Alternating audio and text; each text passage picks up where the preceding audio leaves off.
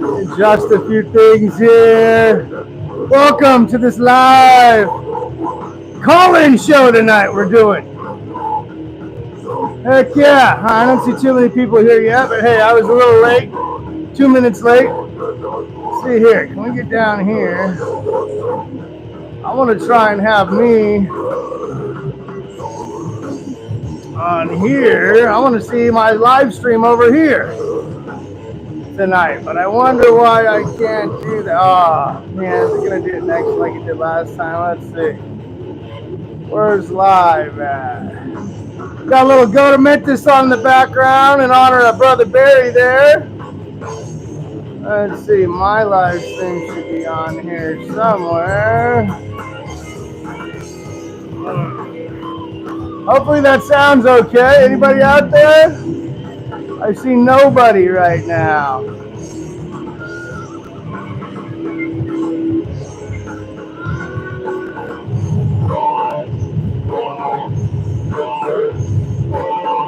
Okay. Hey, there's one person on there. How you doing? I don't see any comments yet. No comments yet. Let me know how the sound is, guys.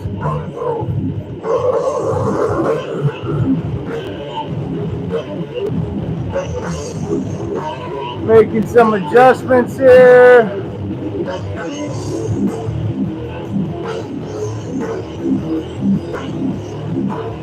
All right, let's see if it'll let me watch this on here. Oh, now nobody's watching. Anybody there? We got one watching. One watching. How you doing, everybody? Who we got there? Hey, kid, how's it going? Happy Friday to you. Oh, Paul's here. Okay. Paul and that mediocre guitarist are here. How you guys doing? It's only showing I got one person in here. I wonder why.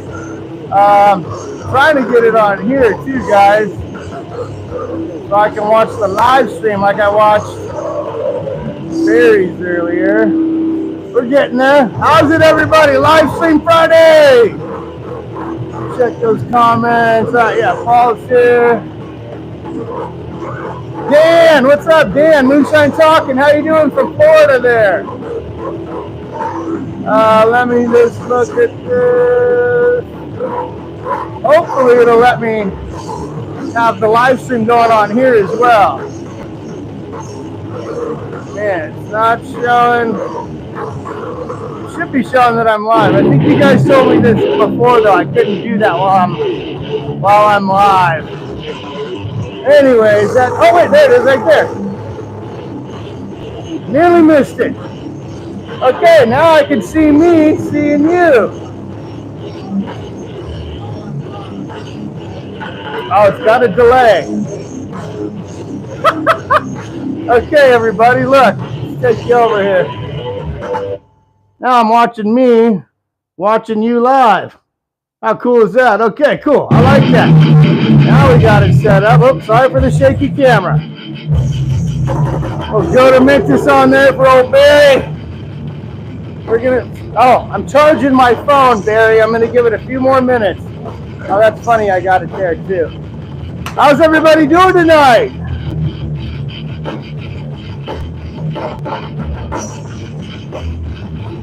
Hey, Paul, how's that sounding, brah?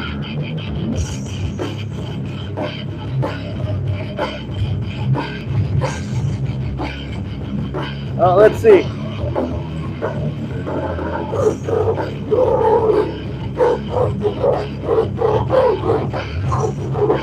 Oh, let's see. Is this Barry here?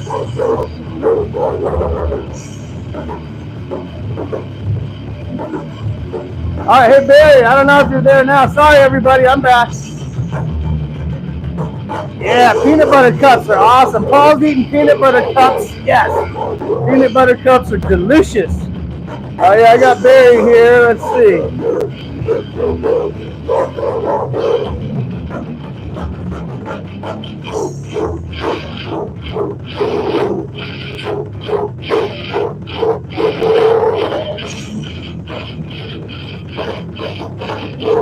All right, just doing a little business there with Barry.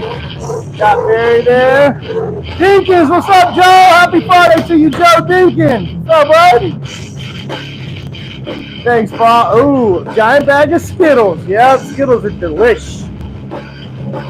Oh, man. My Hello Kitty guitar. I should get one. Have you ever seen Zach Wild play his Hello Kitty guitar? Zach Wild's sick on the Hello Kitty guitar.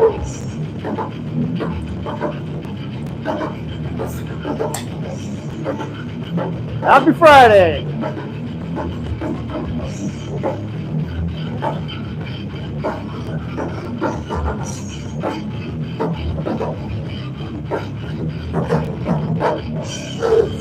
Right, just texting the goat, Lord.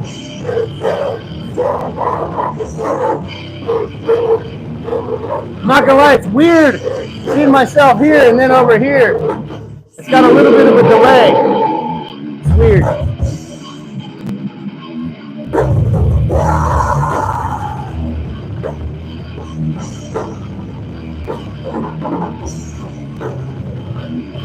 Gonna do a few couple calls tonight with a couple of the brothers from the community here. Barry from That Goat Metal Show is gonna call in, and the band Go to Mentis right there, Bronx Evil since 1993. Got him on the background. And then Paul Cruz, Hawaiian death metal. He's gonna be coming on. I think Paul's wearing some sort of, what is that you're wearing, Paul? Is that a Hawaiian outfit? Yeah, I'm going to go with that's like a Hawaiian toga maybe, right? I don't know. Let's go with that. Just so everyone knows, it is 83 degrees upstairs where I'm at right now.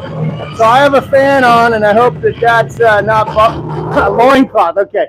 I don't have a loincloth on. Paul has a loincloth on. Let's get that straight. Anyways, it is hot up here. See, I'm wearing shorts. All good here. Yeah, bury the goat, Joe. That's right.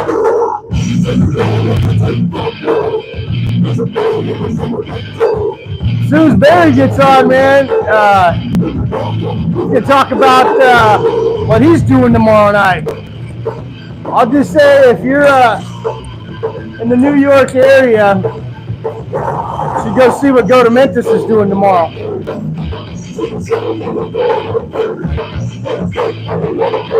Okay, yeah. All right, yeah. I hear you, Barry. Okay. We'll go like another 5-10 minutes here, and then we'll get Barry on from Go to Mentis. Give him a quick text here.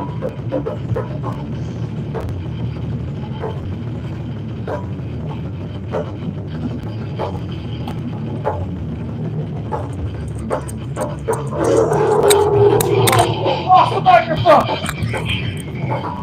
We headbanged the microphone right off my face. Woo! Oh, look, there's when it happens. Haha! I've got a delay. It's awesome. I can see myself acting stupid twice. I can't believe any of you watched me. Thank you, by the way. Thank you all for showing up. Appreciate you guys. Every one of you.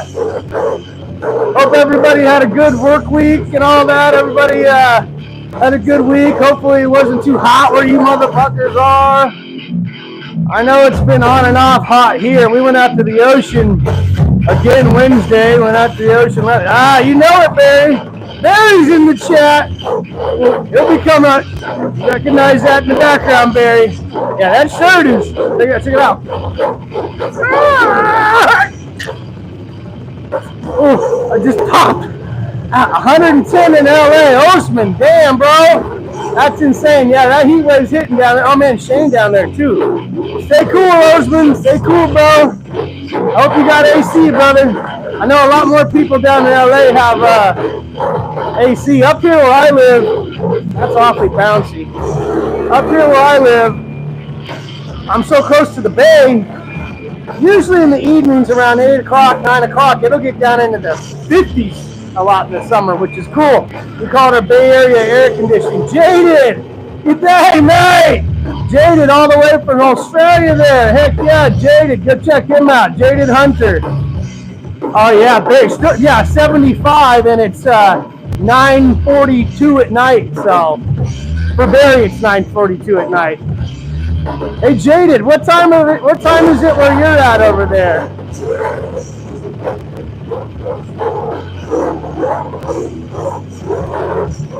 75, yeah, 110 in LA, man. Hey, Osman, my dad, he's up in the mountains up there where I grew up in Sierra Nevada, up there by Tahoe. Oh, 11:45 a.m. over there. Cool. That's crazy.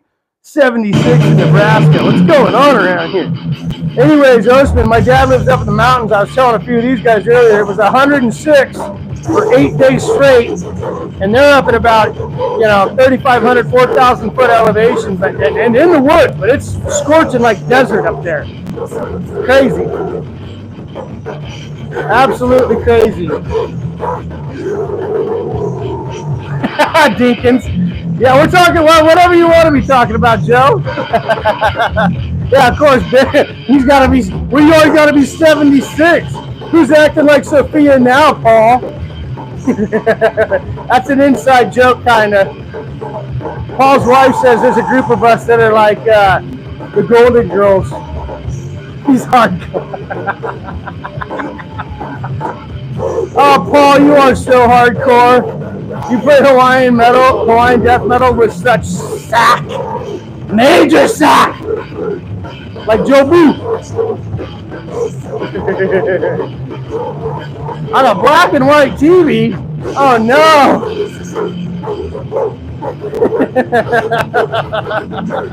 That's extra hardcore. Where'd you find a black and white TV? That's what I want to know.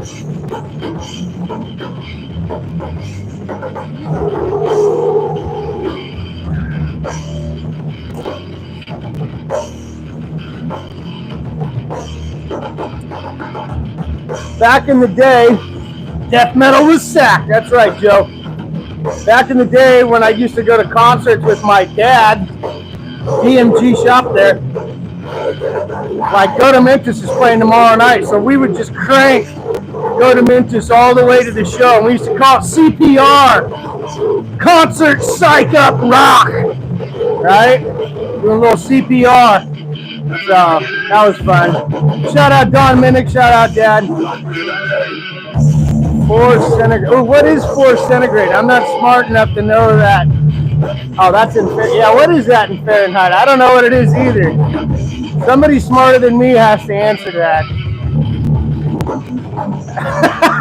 Paul. There's only one thing about that sentence that's true, Paul. I'll let you all figure it out. I almost can't look at myself over here. It's odd. Excuse me. Apologize for that burp. Actually, I don't. It's Friday. I'm in my own house. Let's see what do we got here. Paul says, I only listen to music in the middle of cornfields on wax cylinders played through a homophone.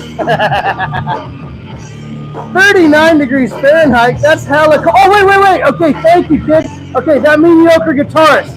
Thank you. Leave it to the smart 15-year-old, or maybe you're 16 now. Yes. Okay, it's wintertime where you're at. I'm an idiot. So 39 makes, that's cold, man. That's real cold. That's cold, Jaded. Yeah, 39 degrees does suck, Joe. Yeah, I forgot my geography for a moment there, but yes, Jaded Hunter there is over there. 16, and she Googled it. I could have Googled it too. I'll hire you, kid.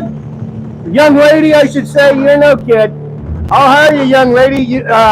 When I do these live streams, you could do all the searches for me real quick as I'm saying it to make me look smart. I'd do that, seriously. Let's consider it.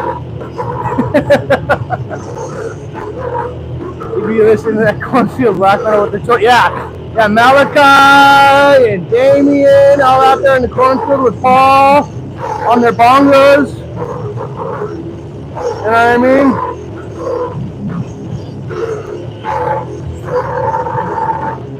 For those of you that missed it earlier, I headbanged so hard, microphone flew off my head.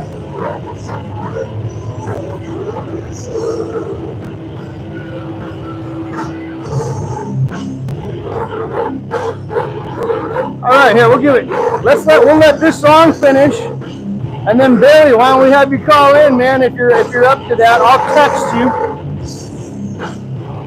Hawaiian dude in a fucking cornfield. Now that is a scary scarecrow. Do the curtains match the drapes? Oh, Mike, I'll only show you, bro. Yeah, they're a mix of gray, Mike. Mike Wallade in the chat, everyone. Love you, Mike. Hey, Mike, I got pink eye from that farting into the mic video you did. I told Drucifer I watched that video so many times I got pink eye. Ever gonna dance? Oh my God. I'd love to see you dance, Paul. Just dance, man. I made a GIF earlier of Paul dancing. It was pretty funny. Maybe one day I'll post some of that stuff on YouTube. Mike B in the house. Mike Byron, I gotta get you on one of these live streams one day, bro. Bye-byes. Paul. Just I love you guys. You guys and girls here, you're just the best. Nothing but humor and fun shit. Motherfucking metal.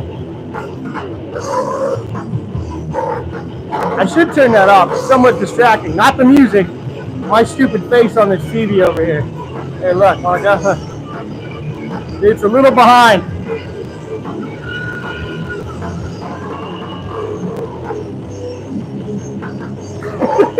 I don't know. What do you guys think? Let me know what you think. Maybe I'll turn the TV off. I had it on because I thought maybe I could use see the comments, but I can't. Oh yeah, I saw that. Yeah, Skya. I was gonna actually text him after I saw that video earlier, and then I got busy, Barry. Yeah, Skya, Deadite Delight. He's a good dude. Yeah, this is a wicked devil. Yeah, it's a canoe flipping contest. Paddles out. Oh, I lost my mic again. Ow. All right, that's still working. I lost the mic again. Yeah, paddles out, paddling upstream, you bunch of canoes. Hosers! Man, I just hit my head fucking hard on the corner here when my mic flipped. Ah! Ah! That hurts. Yeah, right on the corner. Ah. Getting overexcited on this live stream here. Really excited about these people that are going to be calling in. Excited all you people are watching this. Oh, look at that. Perfect. All right, that ended. Hey, Barry. I'm going to text you. Oh, that's cool. Okay. Oh, man, my head hurts. Okay, everybody. We're going to chill on the music for a moment here. God damn it. Oh, man, folks. If you could feel that is an instant knot. That is a knot. Oh, man. Oh, yeah, that is a goose egg. Oh, there it goes again. Oh. All right. Well, I hope that was entertaining for everybody. I hope I caught that on the live stream, actually, me doinking my head on that thing like that. All right, anyhow, let's text Barry here and have him give me a call. Or wait, I'll call you, Barry. I'll call you. Whatever, same difference. All right, let's go to Barry. Let's go to Barry. If you're ready, Barry. All right, you ready? Oh, I took the hat off, kid. Yeah, I got some hair under there. It's just red hair. I'm not very proud of it. There's the hair, everybody. There it is. For all to see. First time, actually. So there you go. I wonder if you can see the goose egg on top of my head there.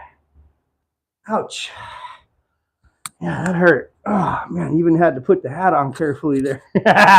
Man, I sunburned my feet last week and I cracked my skull this week. What are you going to do? All right, Barry, let's see. Let's give Barry a call here. What is it doing here? All right, Mr. Gotomentis, the Goat Lord. Come on, phone. Why is it doing that? Oh, there it goes.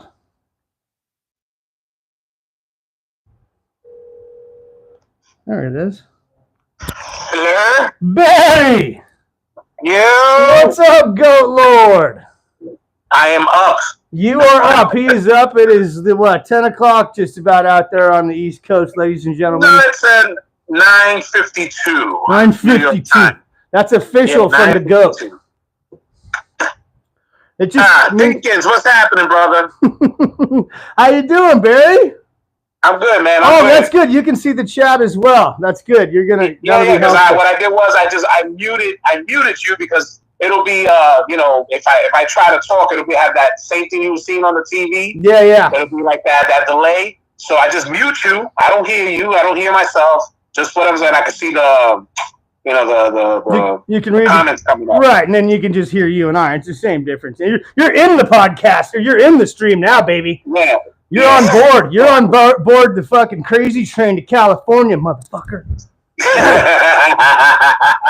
One-way express.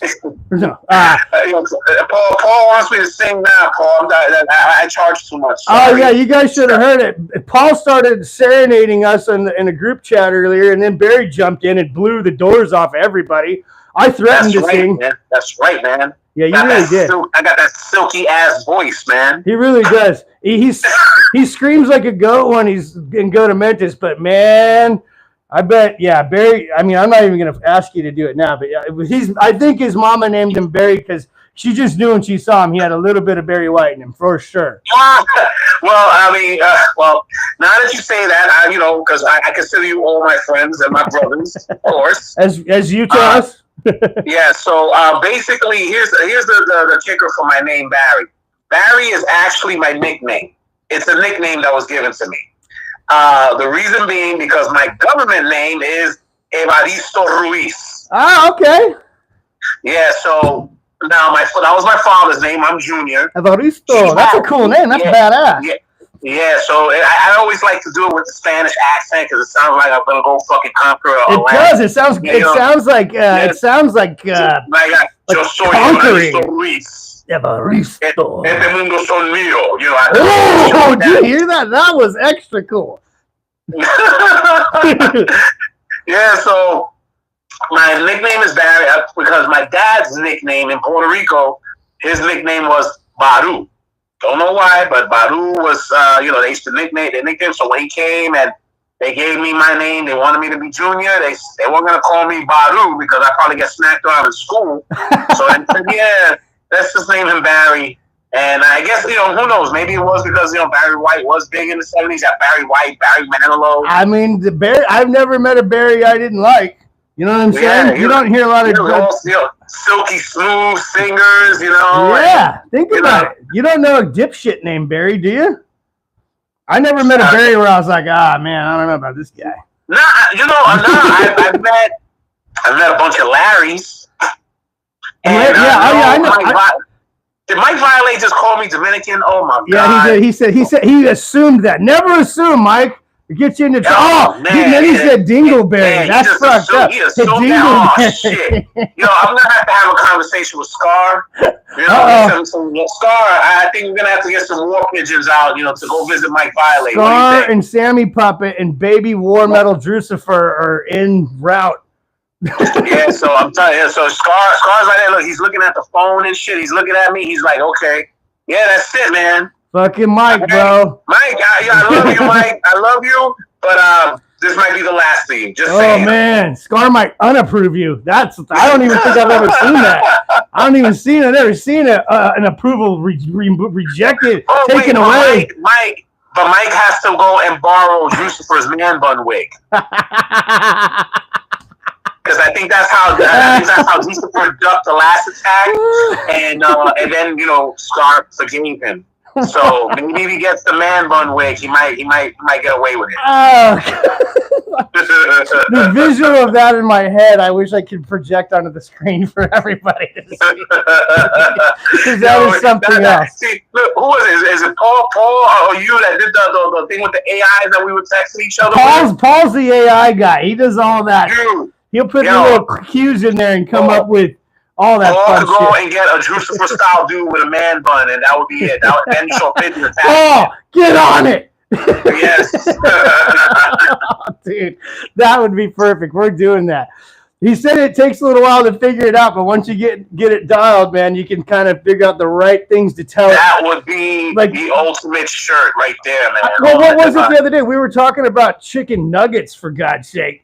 And that was crazy. And then next thing you know, Paul pops off with 3 AI images of Barry Drusifer and myself, all in various forms of whatever our, alter egos would be, I would say, right?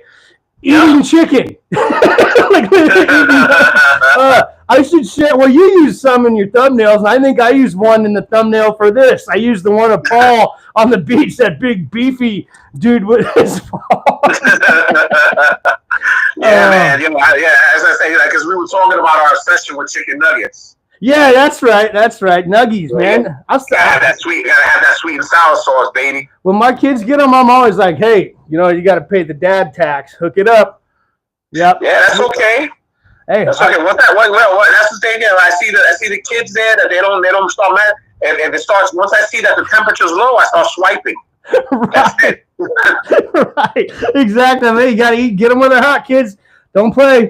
Oh, my daughter. What was it last night? She was like, Mom, my wife's like, let me get a drink off of whatever you have there. And she's like, well, but you already did it. Yes, that's mine. And my wife's like, everything in this house is mine. What are you talking about? You're always drinking my stuff, technically. What do you mean I'm drinking your stuff? You're always technically drinking my stuff. Oh, my God. You have a routine, man. She acted all high and mighty for a minute. Like, nah, it's like, hey, simmer down, girl. Listen to your mother's words. You remember the show, The Cosby Show, of course. Hey, dude, my dad used to make fun of me when I'd leave the fridge open. He'd be like, hey, Theo, close the fridge. There was one episode that me and my brother, we always go, we YouTube it, and we fucking crack up. There's a one there where, I forgot with the middle daughter, she got into a fight, and she came back home talking about that they kept calling her a rich girl. And she got mad at her parents and told them, why is it that we're so rich? And Bill Cosby looked at her and says, you are not rich. We are rich. You have nothing. You have nothing. Oh, that's that show was the shit going on. That was family entertainment. My whole family watched that show, bro. Yeah, man. Oh, and then, God. Yep, and then Bill Cosby was too busy just enjoying, and drinks and doing other things. Not in a million years would you have expected it until you heard it. And then you were like, holy shit. He was not America's dad. He was Everybody's got some type of undercover thing going on, man. Yeah, but I mean, raper, Mike Violate says, yeah. Yep. Oh, okay, let's go back to the comment. What does Paul say? Drusifer is Hispanic adjacent. What does American beer and sex in a canoe have in common? I don't know, Jaded. You tell me the answer. What does it? What does it have in common? Yeah, Barry and I must know now. What did he say? They're both fucking close to the water. I like it, bro. Pumpkinhead, Mike Paquin's here. How's it, bud? Hell yeah. We got Barry from Go to Memphis on that Goat Metal Show. Go check him out, what's going on, Mike? I haven't seen Mike Paquin in a while. Oh, man. So, yeah. So, you got a big show tomorrow night there, huh, bud? Yeah. Tomorrow we got our first gig. Our first one played in 17 years. And it's gonna be big, man. I didn't, I'm from everything that I've been hearing, the club is gonna be pretty packed, and we got a lot of people from back, and they used to come. We used to all hang out in the show back in the days. They were getting out of retirement, clearing out college cobwebs to try to make this show. Yeah, was it that guy? Was it Frank Figueroa earlier? Came on your live stream. Oh, Fred. Yeah, like Fred, that's cool. It's cool to see a dude like that pop in, and then to see your face. You know, dude, that brought me back because Fred, you know, I known him since like so I couldn't get myself clear. So yeah, I knew him before I formed Gordimensis, and that dude had that his band Dethroned. As I said, when he did that demo back in early '90s. It to me it just has that sound where a lot of like the black and thrash metal uses now. Yeah, he was way ahead of his time, man. That's a shame. He's a really good guitarist. Yes, I'm in. I agree. I fully agree. Yeah, man. Really good guitarist, man. Just a shame when you see people with talent that they don't get to throw it out there. Like they should, when you were talking about it, I went to his channel and started looking at his stuff, and I was like, oh, man, you're right. It's like, why did that get missed? You know what I mean? Yeah, there's plenty of bands like that. You go and bands from your area maybe that, that they were like really good and they just didn't get that break, it sucks. It really does suck because, I mean, that could also be said about my band. We were I'm not gonna go and say we were the greatest fucking band in the world. Pretty good, but I felt that we were good enough that we could have probably got out some type of label and maybe made a little push and made some noise in the mid to late '90s. But well, you were that shit at that time too. If I would have heard your sound on the West Coast, that'd have been it. Yeah. That'd have been it. Yeah, we were. It's because when we had. Martin, which was the original singer, he was, his vocal style tended to be more with that aggressive hardcore sound. Mm-hmm. So it kind of fit, it still worked. And, then he went to Billy Club Sandwich. And when he went to Billy Club Sandwich, it was like, he was the singer of Gordimensis, so it still gave us some play, even though his band got really popular, but, they would still come back to us to see where he came from and stuff like that, which was cool. And but yeah, and matter of fact, I spoke to Martin today, and you're gonna see him. Hopefully, if we do the live stream, awesome. He's gonna introduce us because he's the original singer. So I asked him if he can introduce the band. Yeah. And he's gonna come and do a song with us. He's gonna do Father Hour. Oh hell yeah, that's gonna be best. So anybody in the New York area, go out. Where's the club at, Barry? Oh, it's in Yonkers, Barney McNabb's. Barney McNabb's. Oh, that just sounds like a badass place, man. It's as Irish as it gets, man. I mean, I started to tingle as soon as that word came out of you. I was like, oh, man, I need to get there. Oh, man. Yeah, so Barney McNabb's tomorrow night. It's a really cool place, man. We played there a few times in the past when the band was rolling. So we know the people there. They were really cool to hook us up. And it's in the Yonkers, 600 Tucker Hole Road. In case if anybody is in the New York area, go check them out. McNabb's. Yeah, man, it's gonna be fun. Go check them out right there. Yes, sir. Go check them out. Ghoulish Dave in the chat. I want to shout out Ghoulish Dave. That guy's the guy that got Mike Violate in the metal. That guy is the most interesting man in the world, I told him. He was making some. Mike keeps that up, man. He's gonna have himself his own sitcom, man. First few times I saw him, I texted Paul, and I'm like, this guy. Even in Mike's comments, I think I said, dude, you got to do. I don't know what you need to do, but you are hilarious, and I would watch anything he does. You know what I mean? It's not like that jackass shit. I mean, when he was on Drucifer's live stream and he was under the pool with no clothes on, seemingly, with sound effects and shit, I'm like, man, it's well thought out too. I see. I said, well, Mike asked me a question. Said, how many times did we play with Mortician? Oh, nice, good question. Nah, we never got a chance to play with Mortician. We've been to Mortician shows. Will from Mortician has been to our shows. We all know the same people, so it's not like it's not like we don't know each other. So yeah. Well, but yeah, unfortunately, I guess Mortician, they're pretty deep. They're a pretty big death metal band, so not to say that we could never get a show with them or whatever. It's just most of the shows they were playing with like big bands, you know. And if we were gonna get that maybe an opening slot, it was like, yeah, you know, it probably they wanted to keep it straight death metal. Oh, so, I see. Yeah, that's okay. You know, I didn't, you know, I never got offended or anything like that, man. You know, we were all cool with each other, so it's not like that. Well, that's good. Respect of everyone being in the scene, no matter what level of fame or whatever or you have. You know what I mean? That's respect for each other's music and the love for the metal, man, which is fucking dope. Yeah, I mean, that was always the thing when we did go to Memphis. Necromonicon, what's up?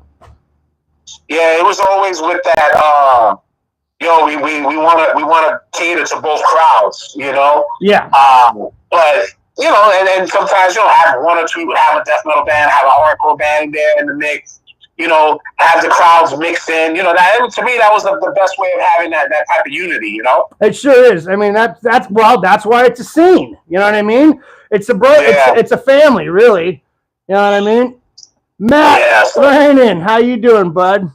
Just keeping up with the chat a little bit. I got to remember, like I always see you guys doing, got to go check the chat every now and again, make sure I'm not. My problem tonight is I keep checking the chat and my iPad is bouncing all around. Let me try and fix that, everybody. Oh, shit. Paul is getting done up on Mountain Dew and peanut butter cups.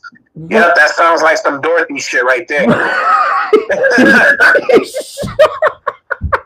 He's going to come in here all like Beavis and Butthead. He's working hot for Canada, Shred. I hear you, brother. Damn, Paul, what's going on with you, man? Paul is I'm getting hot. Dude, yeah, Mountain Dew and peanut butter cups, and what up? You might as well drink some fucking Hawaiian punch, buddy. Huh? I needed one suicidal grinds little, you know what I mean? Little, what do you call that? Come on. Necromonicon, smoking a fat doobie. I'm going to do that later, but I'm on the phone with the cops, so I don't want to do that right now. Dude, man, you're in your own house, smoke your own shit. Oh, I know, dude. And believe me, as soon as I sign that paper, I'm retired, I'm going to be in there smoking with you. I'm telling you got to come out here, or I'm going to fly to you however it works. I'm going to bring you all the California shit that you can handle. Fuck yeah, man. I'm telling you, I told my wife, I said, yo, as soon as I retire, I want to smoke the biggest freaking blunt in the world. Oh, man. And you, dude, I mean, you got it out there too, man. You got all the little infused in the oh man, yeah. Whew, see, start talking about that, and I get a little itchy. Yeah. I know, man. I'm like, well, because it's like you don't get to, so it's like I'm like, ooh, God, what kind of package could I put together for Barry that was like, not hurt him, but ease into it, Yeah, and I haven't smoked. Let me see. When was the last time that I actually did physically smoke? Yeah, Dinkins. A weed. It had to be. I know it was a couple of years before I got into the police department. So yeah, I was about 20. I was 26 when I got in, so I was about 23. Man, that's a lot of years and no tolerance. I stopped, and then I got my son there. It was a whole little thing back then. Because weed back then was still kind of illegal. Kinda, it depended on where you were. I remember we were living in California, and it was illegal, but it was like, most cops were okay if they caught you with it. You know what I mean? But if you went over the border to Reno and Nevada, one fleck, it was a felony, and you were like, don't even think about taking it. Even though we did all the time, but it's just, it is nice that everyone's chilling on it a little bit more now. It really is. What's my violate say here? No weed suppositories. If you need that, you're looking for other things up your butt too. Oh. Of course Mike would want the weed suppository. No, I like that. All my weed goes in my mouth like a man. Oh my God. All right, we're going to get off the weed talk with Barry here, though. That's not a fun subject until he can join in. Well, shit, I have some questions here written down. I don't know. Should we do that? Oh, do you, bro? Let's see. What do we got here? I did my due diligence here, people. We kind of went through some Go to Mentis history, and you said you joined the police force. Okay, well, Hell, you want to talk about softball, or is that too sore of a subject? I didn't ask you about that. Well, no, you know what? I could talk about it. I mean, it's just one of those things now where, because of that knee injury, I can't do it no more. I was playing softball since I was 20, and so it was over 30-something years of playing softball, and it was like, but whatever. Yeah, I enjoyed it. I was able to win a couple of championships, so I got to know what it feels like to win. That's like the one main thing. At least I got to do that. Well, those are the PAL leagues type, right? And then you were out of that too, right? Yeah, they had the ones where we played against other departments and stuff like that. Yeah. I won with our division. We won the championship. It's funny because I was playing for my division. We won the first year that we started it. Then the second year, for some reason we didn't get our team off the ground, so we went to another division in the Bronx to play. And we won that championship too. I thought that was fucking hilarious. That is pretty badass, though. Yeah, so I was able to win back-to-back championships. I thought that was pretty cool. That's really cool. I love softball. I coach softball and baseball. I play when I can, and it's just good, man. It's a fun sport. A lot of people, in general, can play it, depending on how competitive you're trying not to be. You know what I mean? Yeah, because I think they have those leagues, the co-ed leagues, the ones you're having fun. Rec ball leagues and stuff like that, Oh man, what the hell Mike said? If Barry was Dominicana, he would have gone pro. I'm Puerto Rican, Mike. I still would have been pro. Mike violate, dude. Mike, let's remember. Dominican Republic don't have a Roberto Clemente. Oh, dude. Matt Thrynan. Okay, Thrynan. I hope I'm saying that right. He said there was this farmer in my area who grew hemp on his farm back in the 90s. My dumbass friends and I thought it was real weed, stole the garbage bag worth, then got our biggest headache of our life. Oh, yeah, you pretty much smoked like tree bark, man. Hey, Anthony Metal Miners is here. How's it? Anthony. What's going on, Anthony? Just got this from Anthony today. I'm going to be opening this probably tomorrow and filming that unboxing. I can't wait, bro. Thank you, Anthony. Oh, yeah. Oh, yeah. Oh, yeah. Oh, yeah. We got a little wick fire going there. Oh, yeah. Sticker mule is the shit, man. Dude, I can feel that there's some fun stuff in there. What's cool about this, you guys? I know you like it too, Barry. It's just cool to get some shit every now and again, and you know what I mean? And I like to man. It's fun. It's like, I don't know, all you guys are so cool. Yeah, but you gotta stop making it so emotional for us people. Trevor, what's wrong with you, man? I told Paul I'd rather give a gift than receive one. I'm good at I'm weird even at Christmas. I'm like, I don't know, here, you guys go over, but I just like this. Don't know. That's why I said I'm wearing that Dark Side shirt tomorrow. Hell yeah. Well, like all you guys, good people deserve good shit. That's what I told Paul. Metal Miners, hell yeah. Let's see, what else do we have here, man? You know what I wanted to ask you for reals? So, is your son into metal and all that? Well, as far as my kids go, I have two of my kids who are still pretty much into metal, but they're not like full-fledged, like they don't live the lifestyle, but they do listen to it. Right. My son Ruben, he plays some guitar. My son Angel, he's another one. He's playing some bass, and he dabbles and stuff.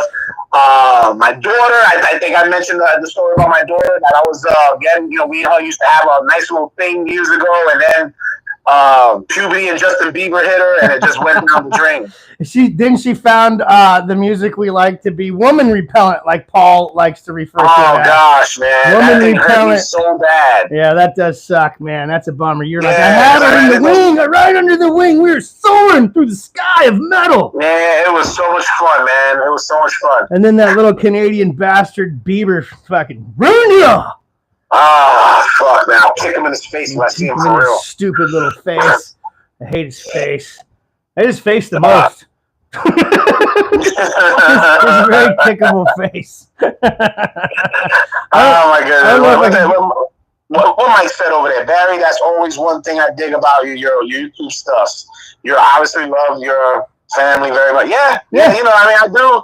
Family it's you know, and then of course I got the grandpa status. So you know, if you guys got little kids, then I just will go crazy with you guys. All show me your Paul, Trevor, who's gonna show me his daughter. Yo, forget it, man. I get into that grandpa mode, man. Grandpa Barry. You know, me and Anthony, we were talking. Me and Anthony were over there. We were swapping pictures, and he showed me his grandkids.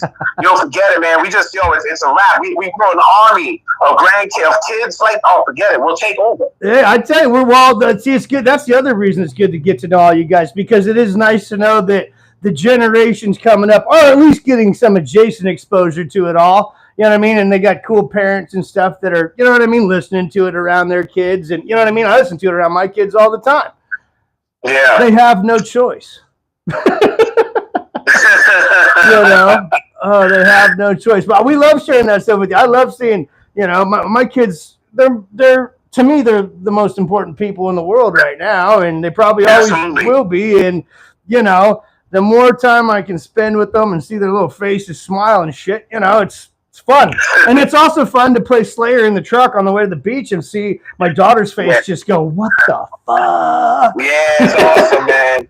I mean, it was awesome. You know, when they were smaller and they used to be into it, I used to play some freaking Vital Remains. They used to be into it. Yeah. It's like, oh my God, this is the greatest thing ever. Yep. Oh, yeah.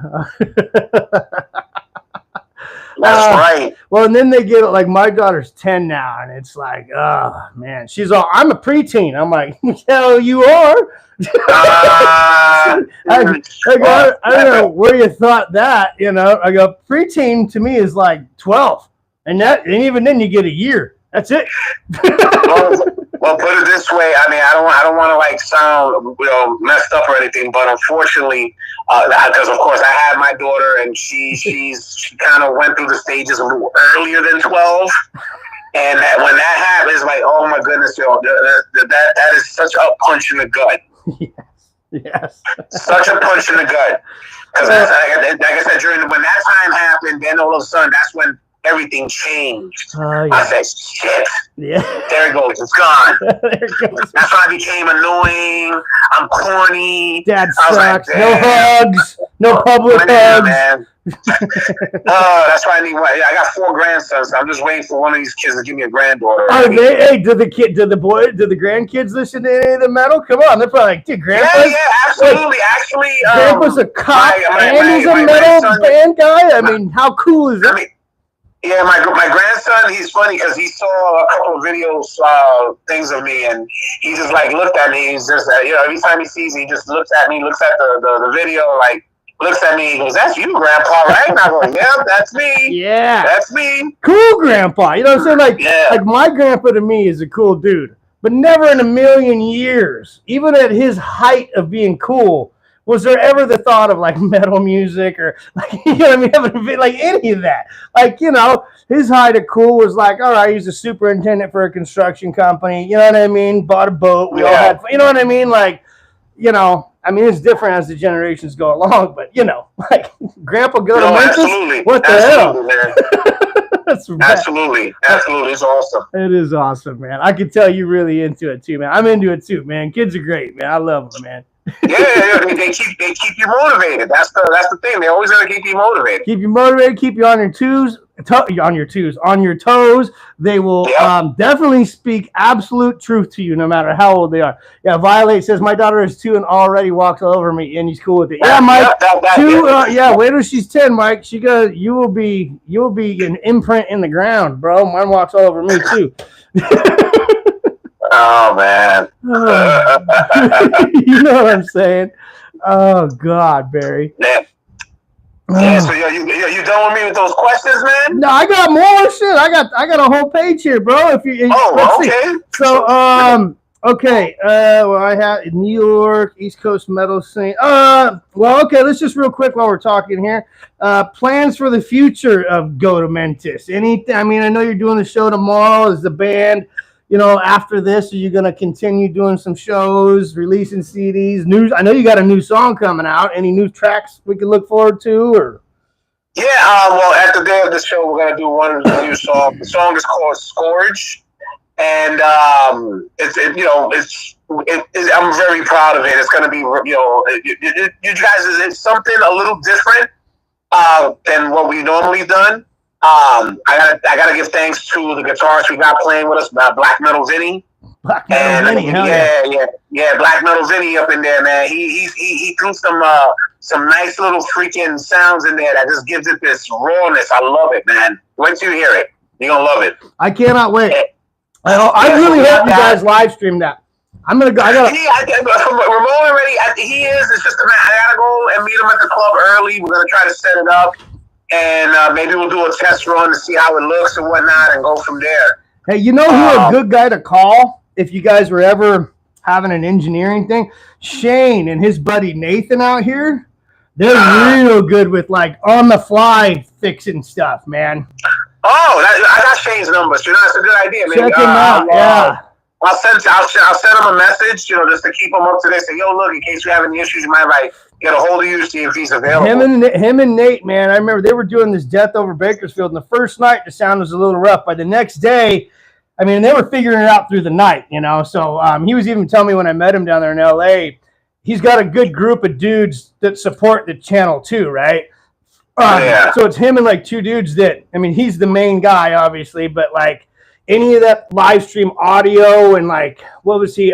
Because you would probably maybe be connecting to the in-house audio, right? To do the live stream, maybe, and he's familiar with all of that. Man, I couldn't. I'm nowhere near a tech guy, so I couldn't even. That sounds foreign to me. Hey, to me too, Barry. And Will Rogers there.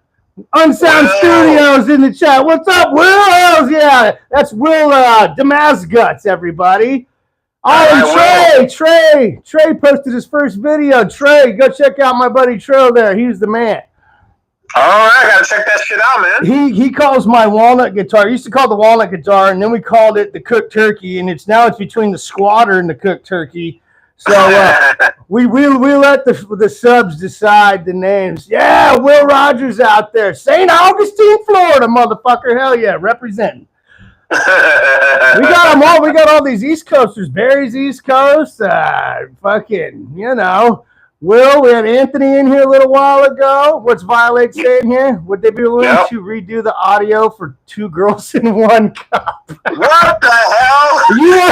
Mike, I don't think, do you really need the audio for that even? I don't even think the audio was that good when that originally came out. I mean, you want them to redub it? I could, seriously, Barry, as soon as I read that, I instantly remembered where I was when I first saw it. I was in a project manager's office in San Francisco, and he goes, dude, you guys got to cut, because this is back when that came out. We had internet down in the shop, but not for like browsing, it was for shipping and shit, So he goes, come upstairs. So there's like 5 of us in his project manager's office, dude, and he's like, check this out, and oh my God. Yeah. Half of them barfed, half of us didn't know what to do. I mean, that is epic. 2 Girls, 1 Cup. Don't watch it if you don't want to throw up. I don't even know if it's available. Man. You guys probably got to go on some dark web shit to find that. I don't know nothing even about that, but, shit, I've heard about it.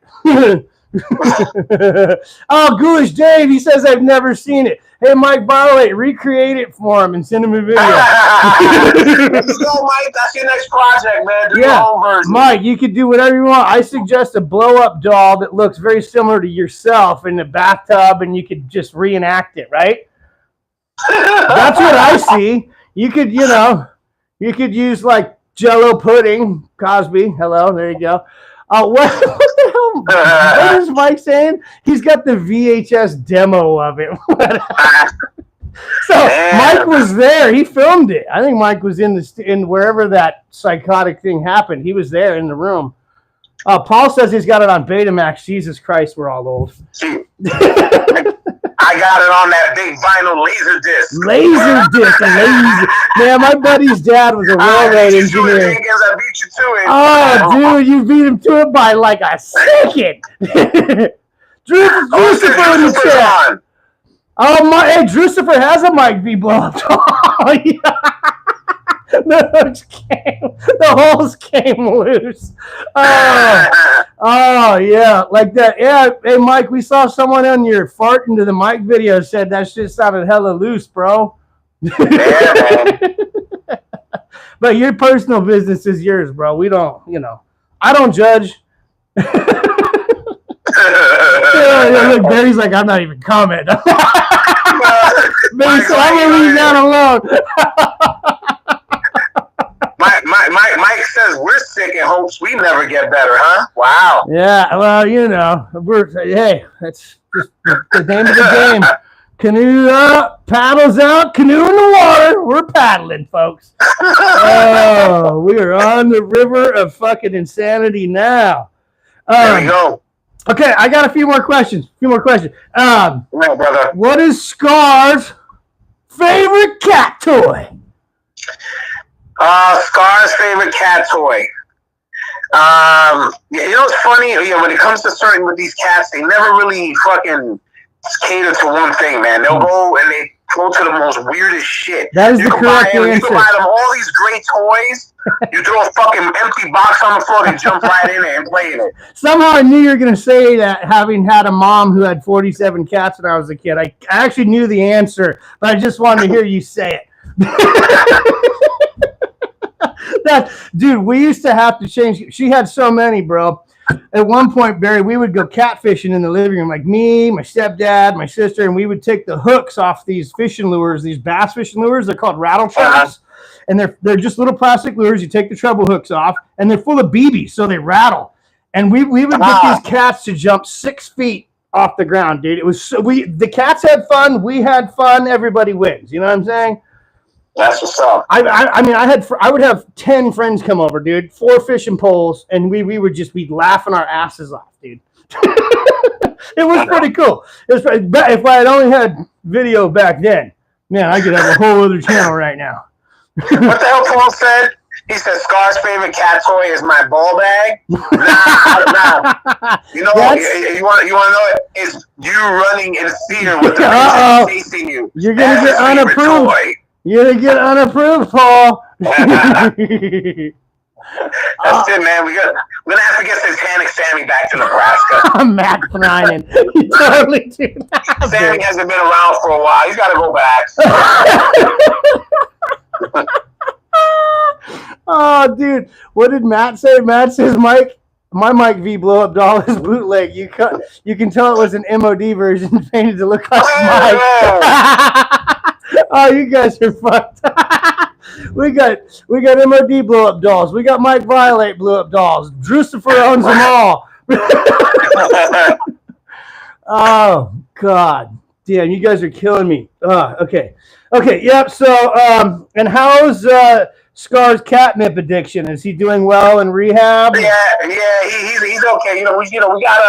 We gotta like hook him up every once in a while because like for instance, I think when I was doing my stream earlier, man, you saw he was going. Dude, he was going crazy, and then he'd be in the background, and his tail would just be like whipping back and forth. It was awesome. Man, he was like, and when he gets like that, sometimes, I mean, I get he wants to play, but he does it at the wrong time. Oh, I could tell at one point you were frustrated, like, come on, man. Yeah, man. Oh my gosh, he was just forgetting. I should have just went and just threw a whole fucking bag over there beside him. Here you go, cut loose, bro. Yeah, let him do Tony Montana. I was just going to say, just go Tony Montana style. Right on, Anthony. Thanks for stopping by, man. Anthony, appreciate you, brother. Bro. Have a great rest of the week, a great weekend, man. Oh, God, I just threw the Tony Montana bag. That stuff is fun, though, bro. That catnip, when you get a few cats going on, it is fun to see what they do. That ain't too fun because when you're ready to give it to them, they want to swipe your hand and it's make you bleed. I'm like, yo, cat crack. It is. Who would have thought too? You know what I mean? Who found that plant? Like, well, it had to be maybe where it was the area where all the cats were just chilling. Just like some caveman was like, woo, what the fuck? Right? Yeah, and then like hell of the cats were like, nah, bro, this is it right here. And like someone just was like, let's bag that shit up, man. We can tame these cats with this. You know what I mean? Oh, yeah. I always wonder stuff like that, man. I really do. Go make that money, Anthony. Go make that money. Go to that job, make that money. What did Will say? Okay, Will. Oh yeah. Okay, never mind. Just making sure.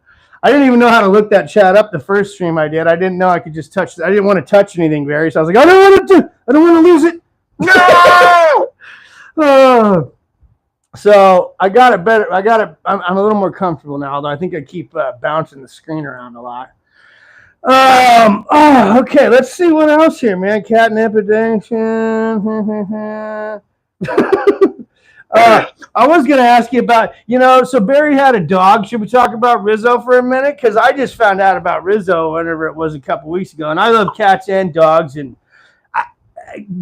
Scar had a cool big brother. It was like, you care to tell, Barry? Or?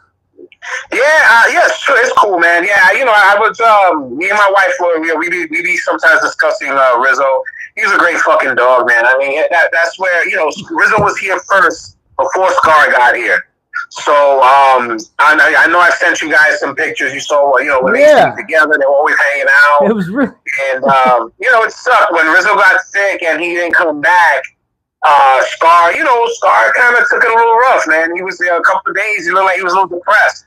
Well, and cats could be assholes, but he was very, he was close to that dog, Well, and I mean, the contrast for all of you that don't know is, I mean, Rizzo was a big, pit bull? Big. Yeah, he's a pit bull, blue nose. But there you go, okay? Big blue nose, right? And then to see, and if you all know, we're talking about Scar and this big old pit bull sweetheart Rizzo, to see them curled up next to each other was fucking adorable, to say the least. And just also one of the most badass things ever. You know what I mean? It's just like, I don't know. I'm an animal person. I love the animals, and when Barry sent those, I was pumped. What did Drucefer say? All cats are racist against humans. Yes, because cats consider us their pets. Oh, hey Barry, Will Rogers there sent you an email. Oh, he needs you to check your email when we're done here. He was looking to get your address. Did he send it? Will, did you send it to my Gmail, the goatmaster74@gmail.com? Yeah, goatmaster74 Gmail. Oh, yeah, he did. He's just, I think he's looking for you to. When did he send it? I don't know. That's just in the comments. Yeah, I don't know. Why did you send it, Will? Yeah, hit him up, bro. Yeah, he said goatmaster74@gmail. He says he thinks so. You can check it. Check it now if you need to. Can you check it while we're on the phone? Yeah, I'm actually on my computer now. Yeah, he's checking it now. Well, we're checking it live. We're checking it live. Yeah, he says checking it now, man. Checking it now. Hey, Mike wants your social security number. No big deal. Listen, again, Mike, Puerto Rican, all right? Puerto Rican, all right? Get the Hispanics right. When I'm not just going to give away social security numbers, right? Thank you.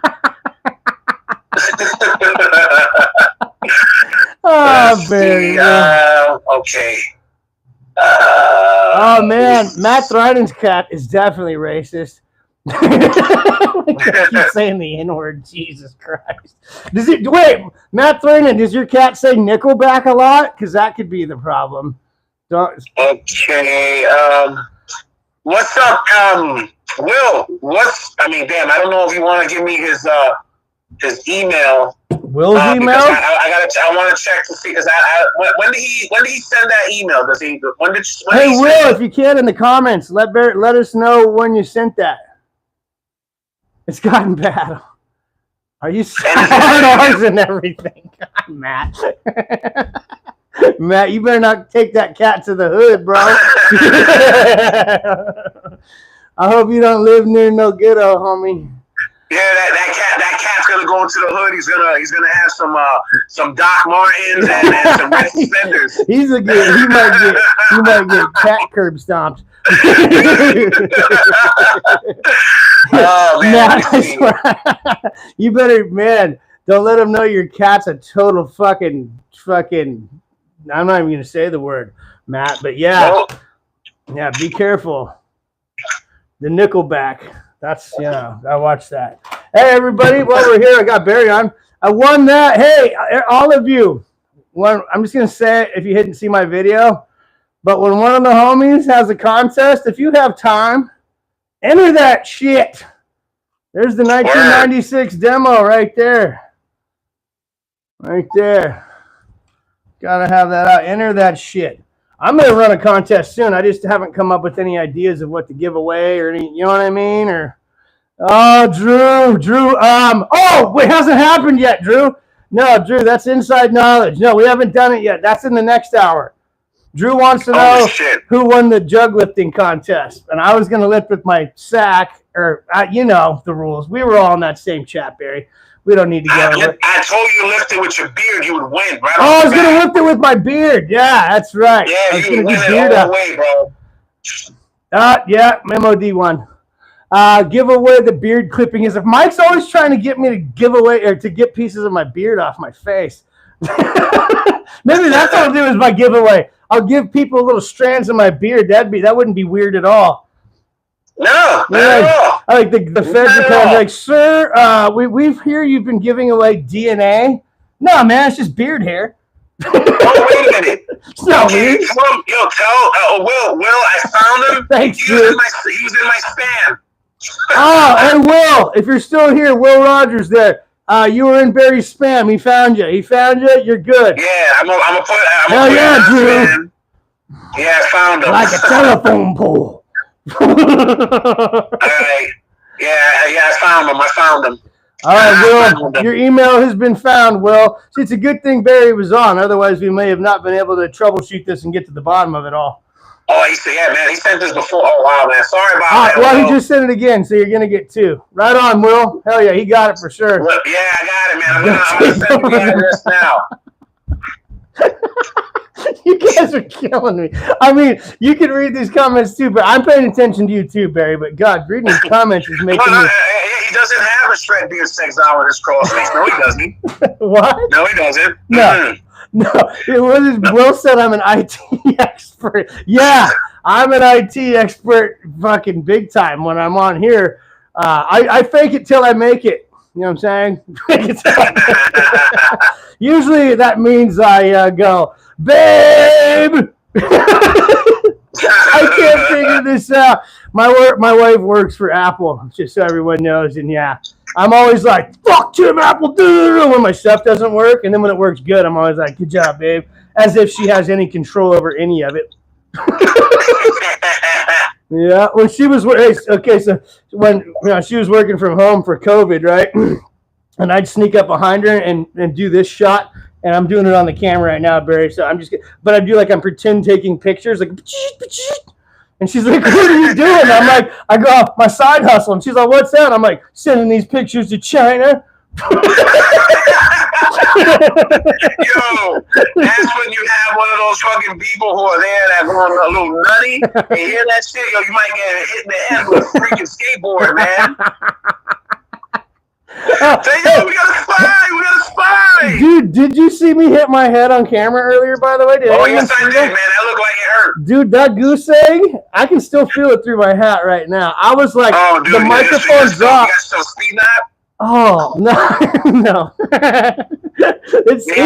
It is. I'm surprised y'all couldn't see it on the camera. I mean, I may be exaggerating, but I can feel that shit. It's a half a ping pong ball for sure. Sure. Yeah, well, I mean, I caught the corner. You know, this fucking fantastic IKEA furniture I own, it's well built.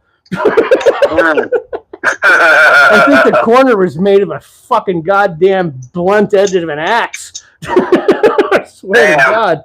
Yeah, it's got me talking all crazy now. Oh, God. Yeah, man, just be careful, man. You know, if you still feel like you're feeling, all seriousness, if you feel like you're feeling woozy, and don't go to sleep, man. Oh, no, I know, yeah, that concussion protocol, I'm with you. No, I didn't get myself that good. I would know. I'm an old skateboarder, bro. I've fallen. I've eaten shit. I know that feeling. Hey, guys. Oops. Nope, we're not here. We're not all here right now. Yeah. No, I haven't. If I would have fallen, I would have been, that would have been it, bro. But, yeah, I'm not going to lie. It stung there. I played it off pretty good for the camera, guys. It's because we're tough. I don't care. Well, at least we have to be. We have to be. That's right. I'm gonna cry about it later when I'm off the stream, but I'll be bitching to my wife about my head hurts. Yeah, no, I sent you the email with my address, man. You got it. Hey, Will, he sent it to you, bro. That's right, Drew. True professional. We just keep on going here, no matter what fucking happens. You know what I'm saying? What do we got? That's right. Mike Violet says he's never eaten shit, but why'd you spell butt with 2 T's? But I did actually drink my own pee one time. Accidentally, Mike? Wait, is that a one, or should you have, he's missing an extra one? Well, he said one times, so one or one times would have been maybe 11 times, Mike? I mean, you know. Oh, God. Yeah. Yeah. No, I've never done that. I don't think Barry has either. Yeah, that's what I'm saying. Drusifer accidentally. Oh, now Paul says it was his pee. My God. No wonder he was hiding under a swimming pool. Jesus. The guy's got fucking the Hawaiian hand grenade chasing after him, trying to pee on him. Not only is it a massive, like, fire hose level of fucking stream, but it's hot like volcanic lava. Oh, shit, man. Urine junkies, Deacon says. Oh, these guys are fucked up, Barry. Oh, my God. Not me. No, we're cool over here, you guys. You guys in the chat are being gross. Well, it's whenever Mike violates the comment section. Oh my stories. God, he really did do it, bro. Oh, true story. Peed in an empty 40 and woke up hungover and drank it. Oh, gross, dude. Nobody said you were a wimp, man. You ain't no bitch, Mike. Oh my God, that's gross. Okay, I'll tell Barry why I got you here, and Mike, since we're being gross. So I used to smoke cigarettes a lot. I don't smoke anymore, all that good shit, but I used to smoke a ton. So I used to keep a little plastic bottle in the center of my truck, like a Gatorade bottle or whatever. And out here in California, it's not a good idea to chuck your cigarettes out the window. And if you are a smoker, please don't chuck your cigarettes out the window. Put them in a bottle or in a fucking ashtray. Yeah, wildfires, man. Yeah, definitely. Especially out here. It'll light the whole fucking town on fire. So I was responsible. I'd put it in a bottle. Well, I had 2 cup holders in the center console of my truck, and I had a really bad toothache one day, and I'm driving across the Bay Bridge back to Oakland where I lived, and I'm trying to take a couple ibuprofen. So I toss these ibuprofen in my mouth, and I'm driving, and this truck's a stick shift, by the way. So I'm shifting, got all elbows on the steering wheel, trying to shift. So I shift. I go to grab what I think is the bottle of water, and it was the cigarette butt water. Yeah, oh, dude, and I'm not even, I don't know if any of you are in here have ever been to the Bay Area or whatever, but I'm on the Bay Bridge going to Oakland. I'm already past Treasure Island, so you just have to stand. There is nowhere to pull over. There's nothing you can do. You got bridges out there in New York. You cannot pull over on the bridge. There's no pulling over. You either stop or you keep fucking going. So I kept going, and I'm like just hacking and throwing up kind of on the floorboard of the passenger seat of my truck. And that was another Ford I owned. Thank God those back then Ford had like the rubberized floorboards, if you will. And that was the only thing that saved me, man. That was so fucking foul. And I had a toothache on top of it, right? So I was just like, yeah, it was so bad. I'll never, ever. After that, I was very clear about which bottles were kept where in my truck, you know. And then I quit smoking, so no harm, no foul. Don't got to worry about it. Oh, God, Drew. Yeah, my buddy drank his skull spit once, too. Ew. Oh, Drew says he drank his dad's skull spit as a kid, and he filled Dr. Pepper bottle. It looks just, it's so true. Yeah, it's so true. It's so fucked up. But, yeah, God, yeah. Oh, spit's even worse a little bit. I mean, at least it was your dad's spit. I don't think in a world where Mike violates, takes his dad's spit. No, it was Drusifer. Down clean. It happened to Drusifer, dude. Drusifer. I could. Mike violate is Drusifer. Oh my God. Oh God. You know, it turns out we all drank some fucked up shit and didn't mean to. And Mike, you're totally in the clear. Drinking your own pee doesn't even sound as bad as any of the 2 things we just said. I can tell you like this. I remember back in the days with the parties where, you know, I was like 4 or 5 years old, and all the adults were smoking and throwing their lit cigarettes inside those little freaking Miller bottles. Oh, yeah. Once I thought that would have been cool to drink. The Miller High Lifes, man. Just like, bam. Yeah. How come this Miller High Life has all these weird little brown filters in it? It there was a whole bunch of people who wanted to dare me. He's like, nah, you do it. Oh, yeah. Oh, I remember, yeah, being a kid and being like, you go try it. Take a sip. Yeah, right? They're not like, yeah, they won't do it. Nah, fuck you. Drusifer says Barry Heard drank his own dad's spit and instantly assumed it was Mike Violate. That is true, Mike. You kind of have a reputation. Hey, we respect it. We respect it, but, you know. I just, but that would be the, if you did a movie, Mike Violate would play Drusifer. There you go. Hey, that works out, dude. I think that's a perfect. In the movie, Violate does play Drusifer. But you see, Mike Violate will actually just drink it because he wants to make it look raw and real. That's right. Yeah, he does all his own stunts like Tom Cruise. Paul says his wife drinks Miller High Life. She's classy. That's right. That's the champagne of beers. God damn it, Miller High Life. God, everyone knows that. Let me ask this to you and Drusifer and Paul. Do you think that because we've been, having our little chats, do you think our wives would get together and fucking plan something or hit on us or something? I just hope they don't all get their periods at the same time.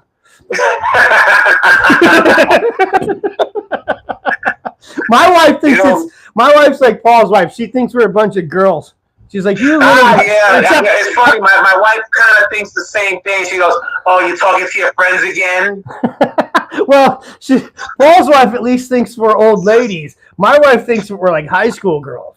I'm like, come on, man. That's way too much credit. I know we're all East Coast, up at 12 o'clock talking to you guys, and my wife wakes up and looks at me with this groggy face like, you still talking to your friends?